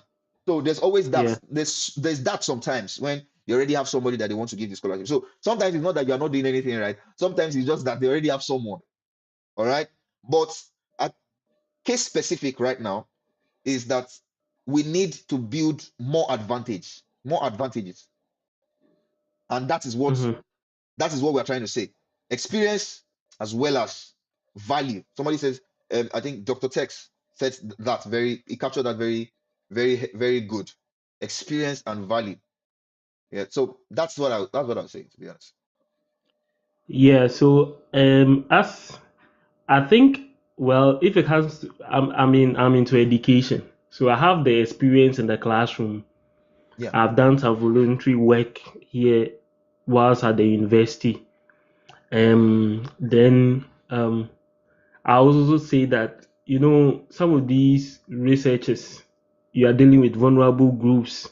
Yeah. So I have this, I work in the social care for the meanwhile. So I have all those things and training with background. So I think that when it comes to the skills, maybe, I think one thing I've seen some people doing is trying to publish a paper, That's trying to publish that's it. a skill. That's research skill. When you publish something, what you are saying is that you have research skill. Yeah. So Yeah. that's the only thing in the skill set that I have not done. But aside that, I have almost all the other things. Yeah, you have to pay attention to the fact Yeah. that what is value, all right? hmm The value that let me paint it like this. What I consider value may be different from what hmm Rema considers So, value. okay. What I consider value is based on what I need. So you are only valuable if you are solving the need that is on the table. You are as Okay. valuable as you solve the need on the table. So you can have every certification, you can even have a first class, you can even have every skill and experience in one line, but those things don't aggregate to contribute to a supervisor. So to that supervisor, regardless of what you have, you are not valuable. I'm not saying you now, I'm saying the person that is applying is not valuable. Do you understand? So it depends on what is the need right now. What the need is right now is what determines the value you are bringing. Okay. Yes, it's what determines the assessment of the value. So if, for example, somebody is sick and you take him to an engineer is valuable, but an engineer cannot solve that problem. Do you get? Yeah. He has the correct skill, an engineer that finished with the first class, that he knows he works with the best company, but is valuable, but not contextually. He's not valuable in that context. So that's what I would say. So it's not just having all these things. I know you want to gather these things, definitely very important. It's not just having all these things, right? It's also having them within the context of the problem you want to solve. Okay. Yes, yes. So it's a lot to take in. It's a lot to take in, but I believe that that might have guided you in some way. Yeah. Yeah. Rema, thank you very much, Bright. Thank you. Yes. You're welcome. Thank you. Yeah, bro. How are you doing? I'm good. I'm good. I Oh, traveled wow. just, yeah. I How, had to do a short course, a 10 days course in rural integration. I wanted to just do something away from PhD, so it's away good. from science. So I did rural integration, What was that like? hiking. It was basically hiking, spending time in the forests, Wow. sleeping while taking courses in astronomy, sleeping out, yeah, That's good meeting though. people from other countries. What It was country did like you go an to? EU. I was in Spain, like Okay. a village, a depopulated area in Spain. So Hmm. just That's meeting very good. new people, just the whole, it was like a military lifestyle, But it was away from PhD, so it's good. Yeah, good, Mhm. good. Absolutely. Anything outside the bubble or the loop is good, is good, is good. Good Yeah, stuff. Good stuff. Do you want very to good. Awesome. advise Bright as well? Yeah, I was listening to him. The thing is, anybody can get a rejection. First of all, take away the mindsets that maybe your class of degree is the disadvantage. Take it away from your mind. I have a first class and I've gotten like maybe if I search rejection on my email, it will bring more. David So Johnson. anybody anybody can be rejected. And also, those parts of your coursework that you got very low grades, you can take Coursera courses to improve them, just to take, you can take like short courses that can help you build that part, because basically you don't have any excuse. I Mm. once did an interview and they were like, "Oh, why did you get low score in that?" Wow. So if they ask you something like that, you can tell them, "Oh, this is the reason why." For example, in your nanotechnology or in all your chemistry or in something, you were getting low grades. Then you can take short courses in chemistry, in nano, and when they ask you, say that is why later when I understood better, and now I've now taken short courses to cover up for that. So that's something. There's no loop. You have to be futuristic. You think ahead and you cover the loop. So I think that's very important. Also, you can re-strategize. You can change your coursework. You can look for a domain that is not so populated, because you have to be very, very strategic. Mm. You have to look for where the funding is and where people are not really looking at. There are so much of it. Look at your field, look at where the funding is, look at what interests you. It's just a game of strategy. Just go back to the drawing board. Remove, there's no excuse right now. Go Yeah. back to the drawing board. Yeah. Just play some chess. Okay, the funding is here, and people don't like going here. Why? Okay, how can I connect with this? What can I do to get this? Okay, let me take some courses. Okay, let me, maybe my interview skill isn't so good. Okay, do I practice interview questions? How good am I? How good is my application? Mm. Do I need to add more details to my work experience so Mm. it gives a positive energy instead of like a red flag? Mm. So you have to like reevaluate everything before giving up. So that is my advice for him anyway. I hope Yeah, that you makes sense. understand, bro. Actually, to be honest, it does make sense. Do you want to? I think you were trying to respond to John, I guess. Yeah, I don't know if he's still here. Is he here?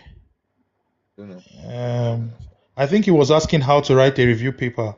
Okay, Mm. what are the steps involved in writing a high quality review paper? Okay, to write a high quality review paper, first of all, you need to check out for high quality papers because you are reviewing papers. Yeah. You need high quality papers. So I will advise that you first check, build a library of your own of Web of Science or Scopus indexed journal. Don't just go to anything. You want high quality. So you're not just going to any library or anything. So create your own library. There's nowadays AI, it makes it easy. You can use SciSpace, you can use consensus, all these things. You can use, I think there is something that helps you to connect the dots. You know, I've forgotten the name right now. And another trick is that you can check out for the references. Any paper that relates to you so much, check out the references. It basically referenced people. That's gold mine. So yeah. So check out the references and know when to use your references when you're writing. Your references is just like anytime you are gisting with your friend and you want to say, "Oh, trust me, bro. This is what I mean." So that's like, okay, I need to reference it. In the guide to guy word, it's like, "Oh, trust me, bro." But in the science word, it's like justifying a claim. So you have to read it enough that you can gist about it. Mm. So that gives you a voice, because most people, like, when they write 2 paragraphs, they are tired. They use AI to generate and just write a few prompts, Yeah. then lie that it's not AI generated. You will get caught. Yeah. So basically, you have to read it enough. It's just like you listening to a gist or what we call amebo enough that you can tell somebody else. So, but this time you are not telling somebody physically, you are telling somebody on paper. So that's it. You've read, for example, you read 30 papers. Um, I don't know how you read it, but maybe on your tab, maybe you print it out and highlight it and read it for weeks or 2 weeks. Then you can now gist about it by writing. Another trick is that please, while writing, don't revise. Revision is always at the end of your writing. Mm. So keep writing it. And when you want to, like I said, when you want to say, "Oh, trust me, this is not false," you can put your citation, and that's where you need your Mendeley and all these things. Yeah. So I don't know if you are here, but I think he's here. I just saw his message now. Magic okay, Long John. Yeah, so I think he resent the message and I'm answering it. Yes. Just a summary, I said start from a Scopus, building a personal library of Scopus or Web of Science index journal, at least 30 of them. Then I also said read it like you are about to give somebody the gist about it. Yeah, take your time, don't rush, don't use AI for shortcuts. AI can be used to check grammar, but don't use it as shortcuts. Feel the pain, Yeah. of understanding each terminologies and concepts. Then afterwards, start writing. And don't see citation or bibliography as one complex thing. It's just like saying, oh, you need to trust me, I mean this, then you add it. And Mendeley makes it easy. And a simple search about how to use Mendeley makes life easy. And afterwards, you have something for yourself. Then I also give a good advice about revision, that revision is the last part of writing. Mm. Don't try to make it perfect, just write. And afterwards, you can send it to somebody, you can revise by yourself. Then you can use AI and acknowledge it that you used it. So I think like this, you have high quality review paper. It's painful, but it will pay out. Yeah, and the same goes for a high quality thesis. Yeah, I hope I answered your question. You can No, no, tell you, me I if think I you did. did. I think you did. The pain is the process. The pain is that pain is very important. That pain, you must feel that pain. If you don't feel that pain, you have not done the work. And you may not be able to, Exactly. you may not be able to justify it. You may not be able to defend your choices. You may not be, you know, you must be able to hold contradictions together. And for you to hold tension Exactly. together in your head, it's like this guy is saying this guy is saying that. Then which position am I taking? Why am I taking that position? It's very important. Yeah. Unlike AI, And I AI will just also tell you where to go. Yeah, go on, go on. exactly. Exactly. No, I wanted to reference one of your video where you talk about, I think, the PU method points and yeah. So, but before you start checking out for easy way or for systems to write, you have to have what to write. Yeah. So after like reading, you can now check out for Samuel's video. They are very helpful. That can help you write clear thoughts. So I think that's what I have to recommend. Yeah. Thank you very much, Rema. I think You're Mary says she welcome. has a question. Johnson, I greet you. Mary, you can go for it. Yeah, can you hear me okay? Yep. Okay. It's good evening here. My name is Mary Kate and I'm actually in Toronto, Canada. Thank you, Samuel, for your hard work. I went to academia when I was 35, so I'm actually in academia, but I don't have my doctoral yet. And your videos did really actually encourage me because I'm really terrified. I have little children and a husband and a full-time job. So thank you before that. So I have the schools I want to go. I have a choice of going to my alma mater, which is the States, and I also have one or two universities in Canada that I really like their program.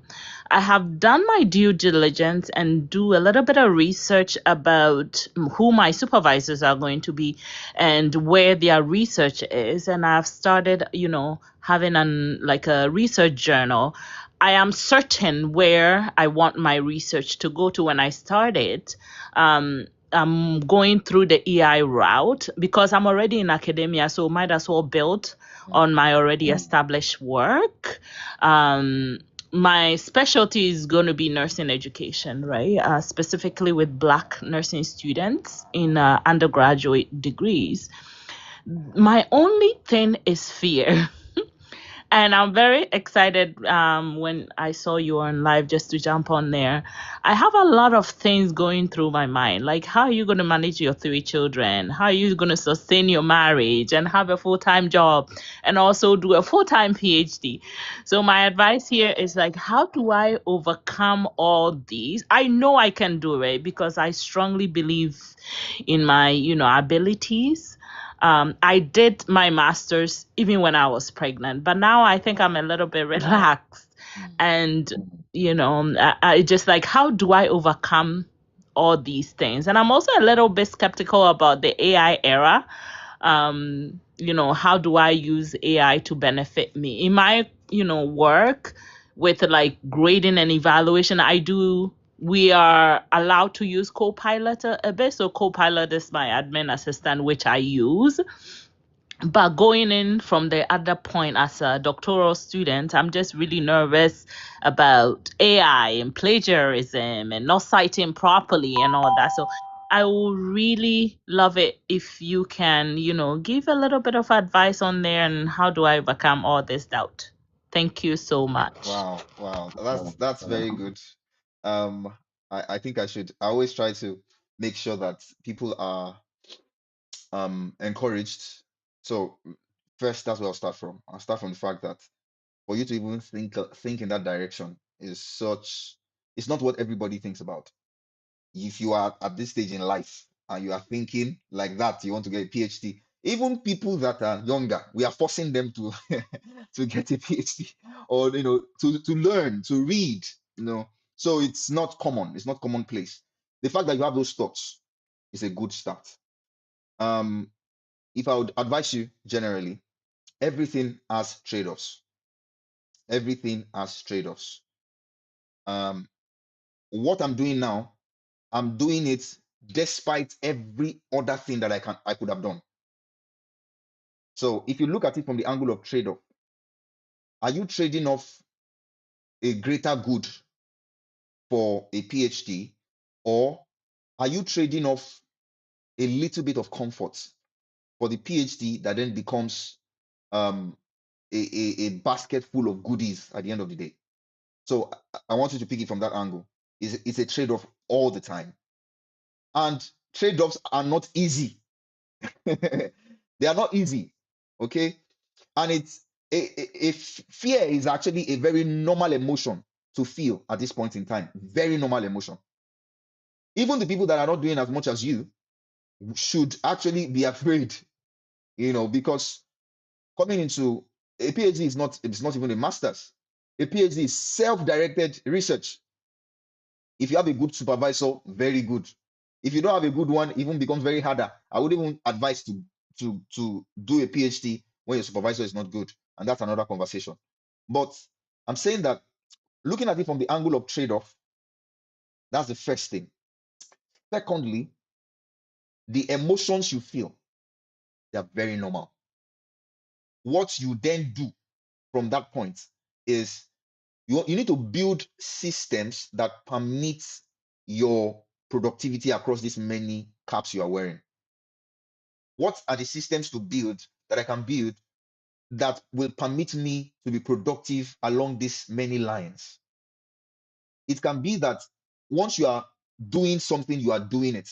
And once you are not doing it, you are not doing it. For example, I am trying to read a paper. Once I've dedicated, okay, every day I spend this 30 minutes or 1 hour to read this paper. If I'm reading that paper, I'm not trying to cook. It's tough. That's why I said it's a trade-off. It's a trade-off.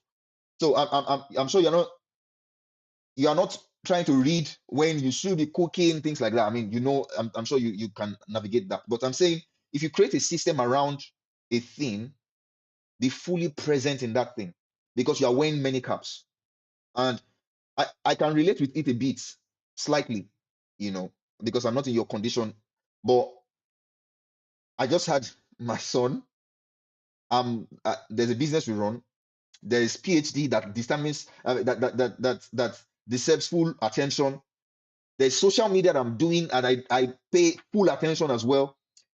What I do is I create systems around every of my activities. It will make you look robotic, but it's the best way to go about it. You cannot float. You cannot have a free flow as a person anymore when you are doing a PhD and with all that other things you are doing. You cannot have a free flow. You cannot just say, okay, I feel like doing something now. I feel like you are not going to move in the direction of feeling. You are going to move in the direction of systems. Because if you move in the direction of feeling, you will not feel like reading. There is nobody that likes reading research papers. Me, I don't like it. I don't know, maybe some people like it anyway. I don't know. But me, I don't like reading research papers. But I have to read. If I don't read, I will not know. If I don't know, I will not produce a good work. So What binds me to then be able to read is the system I create around it. Oh, if I want to read every day, then I have to. Anytime I'm in school, I'm in school. I'm not trying to do. I'm not trying to do research work. I'm not trying to do uh, business. I'm not trying to do. Sometimes I edit videos because I use that as break. Once I've read and read and read and read and read, or I'm trying to write something, I edit video to just come out of that loop. But my major assignment in school is research. Anytime I'm outside of school, I'm doing this.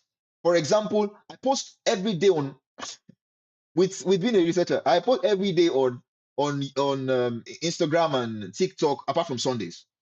I have to create a system to make sure that I can record videos.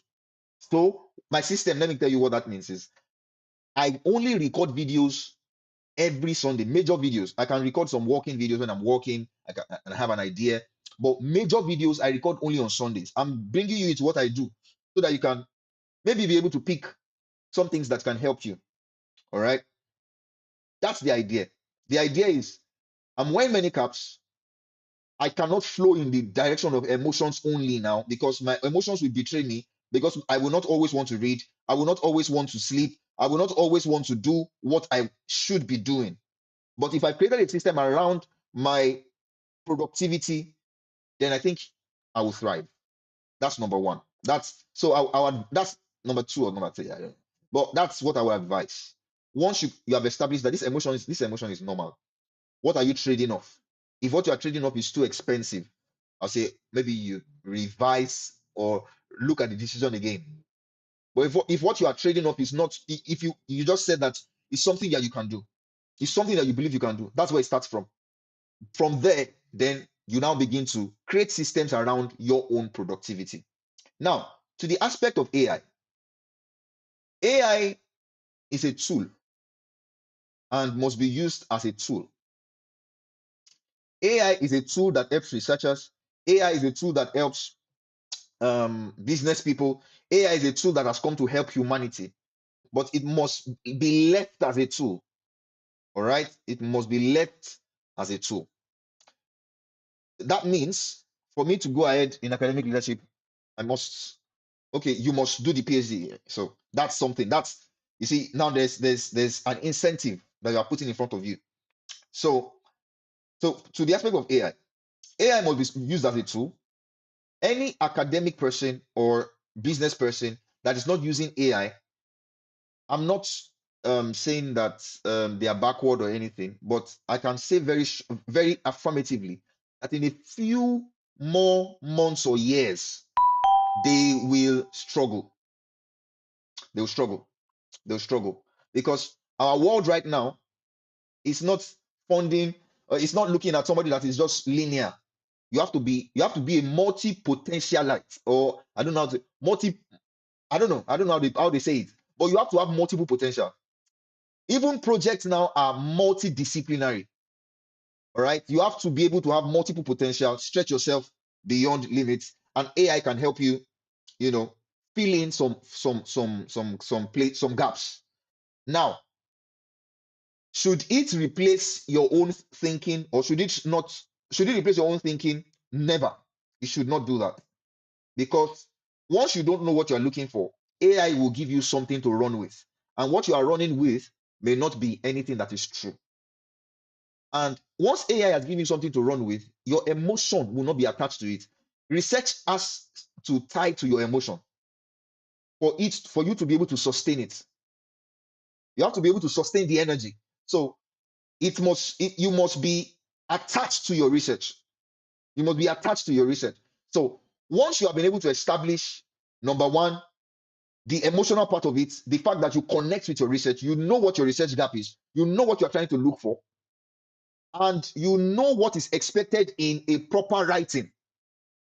Because if you don't know what you are expecting in a proper writing, and you just ask AI to give you something, AI will give you something that may not match what a proper writing should look like. So, but you know what you are looking for, you know what to expect in a good research paper, then AI can fast track that process. AI can fast track that process in terms of maybe synthesizing papers for you, in terms of When I say synthesizing papers, like putting papers together and um, you are looking through many sources at the same time, which would have not been possible if there was no AI. It would have been manually. You would have been reading one paper and then you have read the second one and then you read the third one and then you read and then you're trying to say, okay, this connects with this. That helps the brain.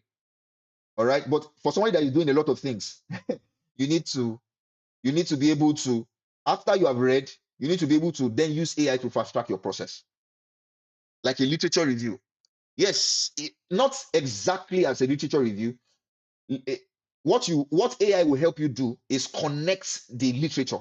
It can help you connect the literature. It can help you connect one thought with another thought. It can help you connect one gap with one thought, let me say, one methodological inference with another one. It can help you do that. But what comes on your paper or what comes on your own document is what you approve. So don't let AI do the approval for you. All right. Don't let AI do let AI make suggestions based on what the patterns that it has seen in the papers and the patterns that you have observed as well. And then it can help you build a case. AI can help you get evidence from a pool of papers because you know what you're looking for. If, like I said, if you are looking for an evidence that you don't know what it looks like, AI will give you something. You must be able to, for you to know that you are using AI well, you must be able to tell AI, no, you are wrong on this. I do that all the time because I know what I'm looking for. So when it gives me one salad of words like this, I say, okay, you are wrong. So the first thing is establish yourself within your research question. Establish yourself within your research. Know that thing that you're looking for. Know what you're looking at. Get the papers, the good papers, the original papers from Scopus Index papers or Web of Science, or depending on your field. PubMed. Go to PubMed. Go to I think you're doing nothing, so go to those areas. Get the papers. Engage with them. Then AI can help you fast track that process in making sure that yeah, this talk about this speaks about that. Or this, it can help you to identify things faster. All right, based on the papers you are reading, and then all I'm saying basically is that use AI as a tool to make you faster, not as a tool that replaces your own thinking. If your thinking is already shallow, AI will make that shallowness very obvious. But if your thinking is deep already, when AI is coming into the picture, it's going to make it even deeper because you will know what you are asking it. If you want to write a paragraph, for example, you know that you need evidence. You know that you need to do it, to have an explanation. You know that you need analysis. You know that you need objection sometimes when you are doing building your arguments. So if you can join a training, get trained on validate artificial intelligence with your natural intelligence. Yes, that's very important because AI can misread what you are saying. AI may not understand. AI does not have context sometimes. You have to force context into it. Like, this is what I'm trying to say. And sometimes you need a bit of loop, a bit of trying to do it again and again and again to make it understand what you're trying to say. All right. The first answer is always not the right answer.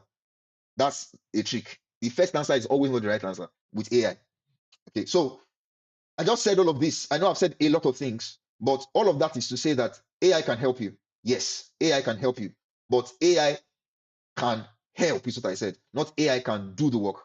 AI cannot do the work. AI can help you do the work as you do the work. So I know I've said a lot of things. I hope that some of these things have made sense to you. Mary Kate, I think I'll be here. Becky, do you want to contribute to that? Becky. Oh, yes. Thank you Yes, very much, Samuel. I Oh, I wanted to say, Thank you, Mary. sometimes it can be tricky when you're writing. So what I always do is I go with this PICO. I come up with what the topic I want to trash. Then I come up with PICO, that is the population I'm dealing with, the intervention I want to capture here, the comparison, the outcome. Then I look at my selection criteria. What is the inclusion? What is the exclusion? And then I start searching. And sometimes it's even difficult for me because me, I'm in the social services, social field, social work, and I deal more in Africa. And I'm in Sweden, and my university doesn't have African database like Mm. Sabinet and the rest. So you sometimes, if I want to capture the level of knowledge among caregiver, teachers, and uh, uh, nurses, I have to go. Which population am I dealing with within age 3 to 10? I look at the population, purely African, not African American, not African in the diaspora. I want to see the knowledge gap in Africa when it comes to autism. So I start by reducing the exclusion is going, then duplication, then I create my own Prisma flow. So finally, I narrow it down. If I go to Psych Info, Wix, the total, I can get 270 articles. Then I tweak the search again because Mm. it's, as you said, the first search is not always very, so I tweak it and then I tweak it again. Then I narrow it down and then finally I come, because if you just go with what you get, you might have sometimes when I have to read it. Like you Yeah. said, if you don't read it, you see an article talking about African American, you say, my God, I'm not dealing with African American here. Somalians in the UK. No, I want, this case is about importance of early intervention for children on the autism spectrum within 3 to 10 in Africa, fifth, the African countries. So I am looking at African countries, not people who migrated here, the knowledge gap. No, I Mm. want the knowledge gap. How much knowledge is in Africa about autism?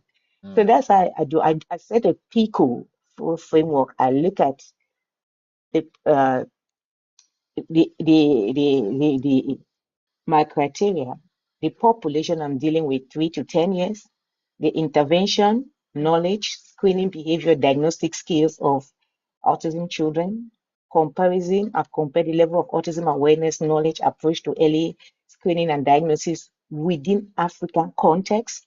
Outcome, primary outcome was access the awareness and knowledge of autism spectrum disorder among primary caregivers, teachers, healthcare professionals, then selection criteria. So that's where I always make sure when you use this procedure, then you come up with the final inclusion criteria. You Mm. get it.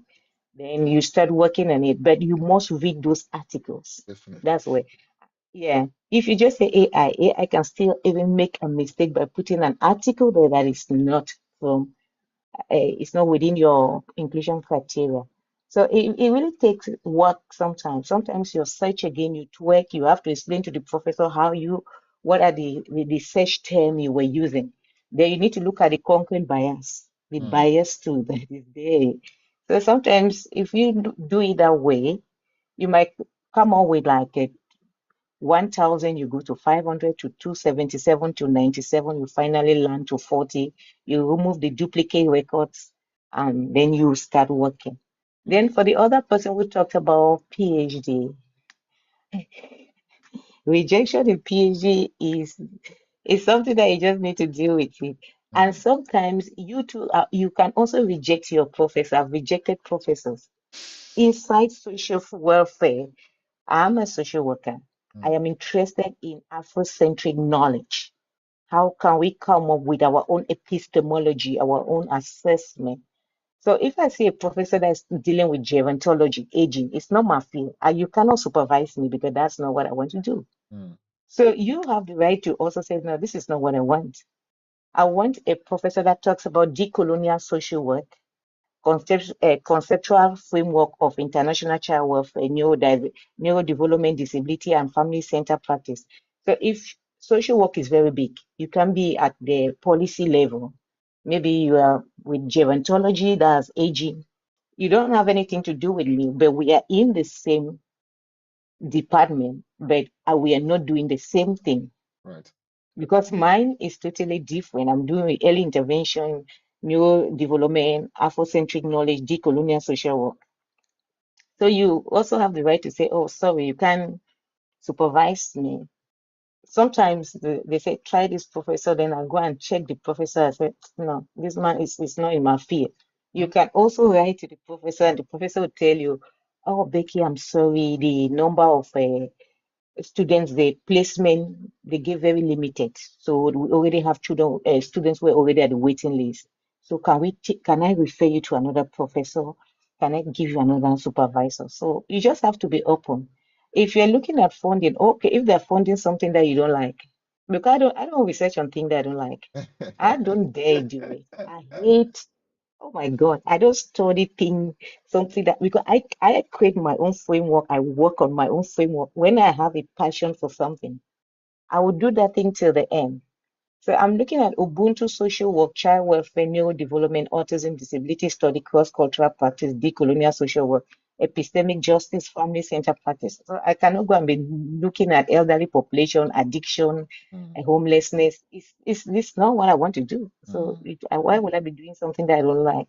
So sometimes don't only the funding to the funding, is it what you like? If they give you the funding, will you be happy, like happily do that thing? Because there are some things that you do without funding, and you even pay. I am paying for my PhD, so I don't care, but I love doing what I'm doing in South Africa. It makes sense.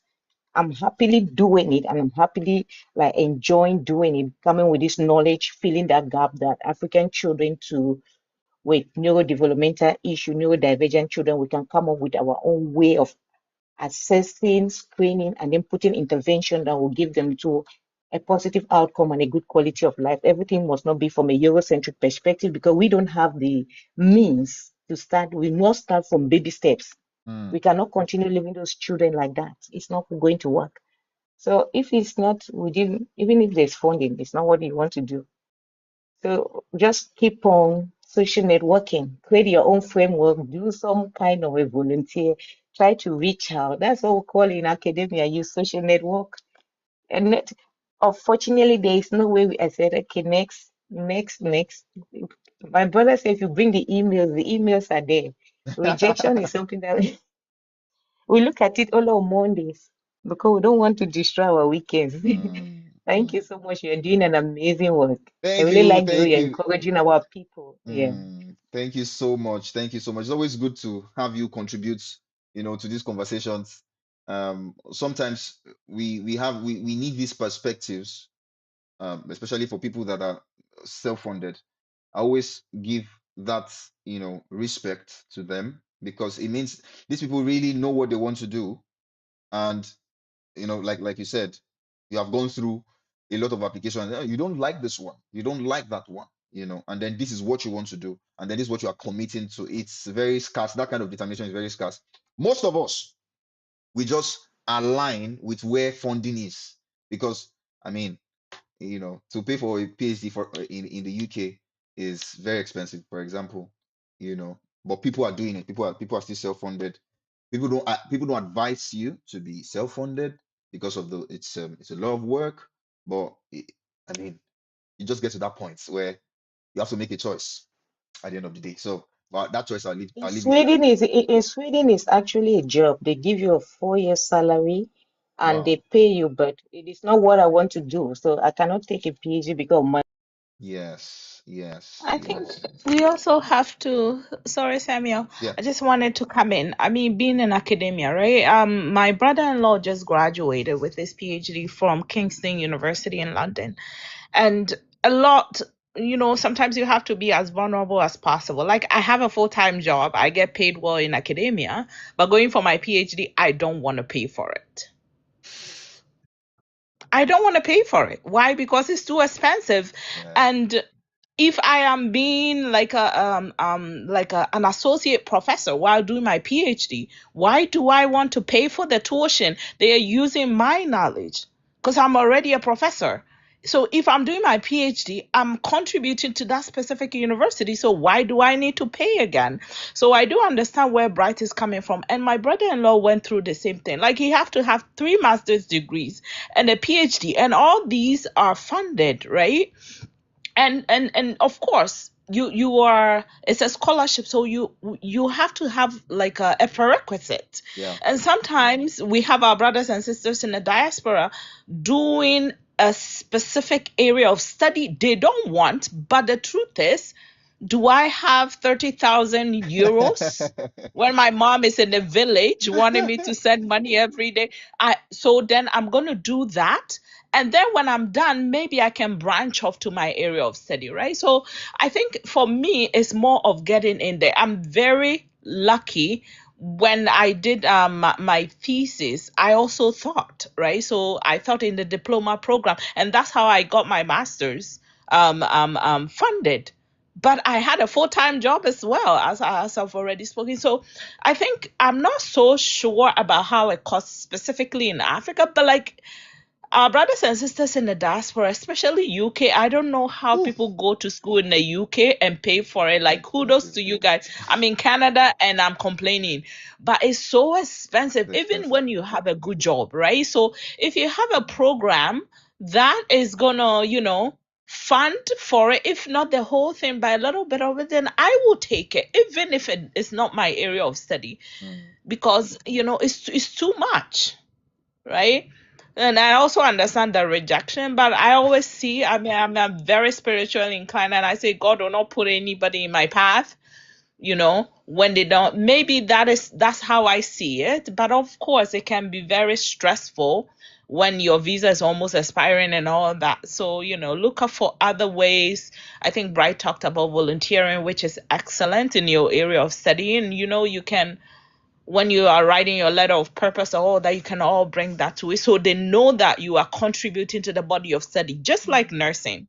So in my current full-time job, even when the research is not, I'm pediatric health, right? So even if the research is not there, and just like I think Becky said, it's in gerontology, I'm actually getting interested in it to be an assistant researcher or stuff like that, so I can have that in my portfolio. So when I'm going for the PhD, I'm telling them, not only am I a professor, but I'm actually interested in nursing scholarship, right? To actually put me ahead of that. So that's just my 2 cents in. Thank you very much, Mary Kate. That's very helpful. PhD in the UK is very expensive. It's very expensive. I thank God that I have, a funded opportunity. If I did not have, I would be paying up to 200 and something thousand pounds. I don't. Where will I see that in the next 4 years? I can't have that. It's not a cost, but it's just what it is. Plus bench fees, plus stipends. Uh, if I have that, I should just be in Africa and then be enjoying myself. 200 and something thousand pounds. You know what I'm saying? So, um, yeah, it's just weighing. Like I said, it's always trade-offs here and there. But there are enough funding. uh, Maybe not in the UK, but there's enough funding in the world. You can get something, because in the UK right now they are struggling. Although there's some fund for research. There's always that. It's just now it's more tight. It's tighter, and but I mean that's why we can explore other places in the world when we are looking for scholarships, especially in the case of Bright now, right? So yeah, that's very helpful. Thank you, Mary Kate and Becky, for those very amazing advice. Somebody saying, what advice? I'll let Rema speak on this. What advice can you give to someone who will start his thesis soon? I think you've spoken about it as well, but just to help. Okay. Is it a PhD thesis or a master's thesis? Um, Before I answer this question, I think I just want to comment on something before about the AI question that was asked. So I find something very helpful that was sent to me by my head of department about Eslavia new policy for AI. Okay. So I'm going to send the link right away, and I think it's something everybody should check out for. Oh, I'm unable to send link here, but yeah, Uh, just type okay. Eslavia. What's maybe I can show it here. Yeah, so it's just AI policy. We can't hear you though. I think you're trying to check AI policy Elsevier. Is it Elsevier? Okay. So Rema, we can't hear you. Can you hear me now? Yes, yes. So Yeah, are you I talking said about generative AI policies for journals? yes, yes. So they there are some things there that I Okay. think it's very helpful on generating figures, what Okay. to use it for, all these things. I think it's a quick read before any writing will help you Mm. to know. Yeah, so it's something to look out for. Then for your question on writing a thesis, I actually took a course on Coursera about writing in the sciences by Ah, Stanford. that course is very good. Yeah, I took that course as well. yeah. So That's a very if you solid can, course. I paid for it. Did you pay for it? I actually applied for a financial aid, Okay. so I got it free. No, Yeah, I paid for so it.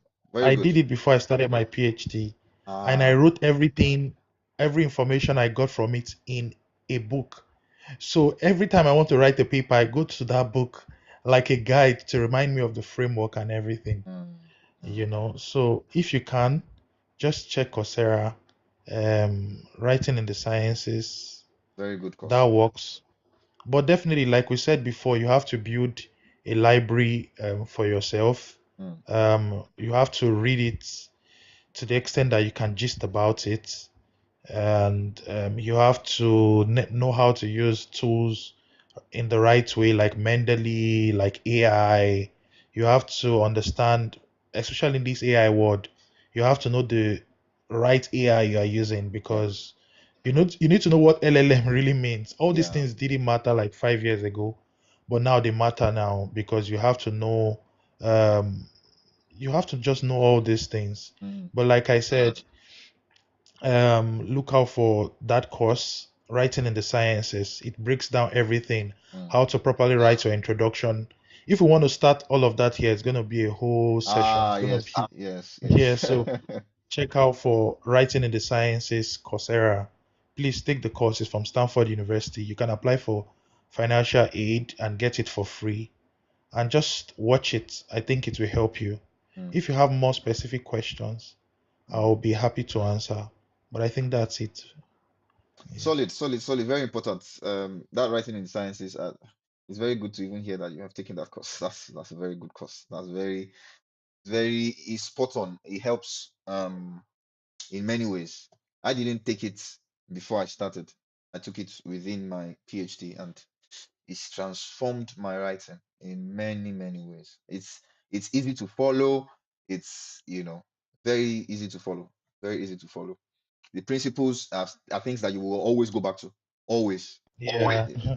I have it in like a book, and because I was writing, while taking the course, I was writing everything, learning, and I also put it in a drive, like a private Mm, drive. I wrote it in my words. Like it's my go-to every time. mm, Yeah. mm.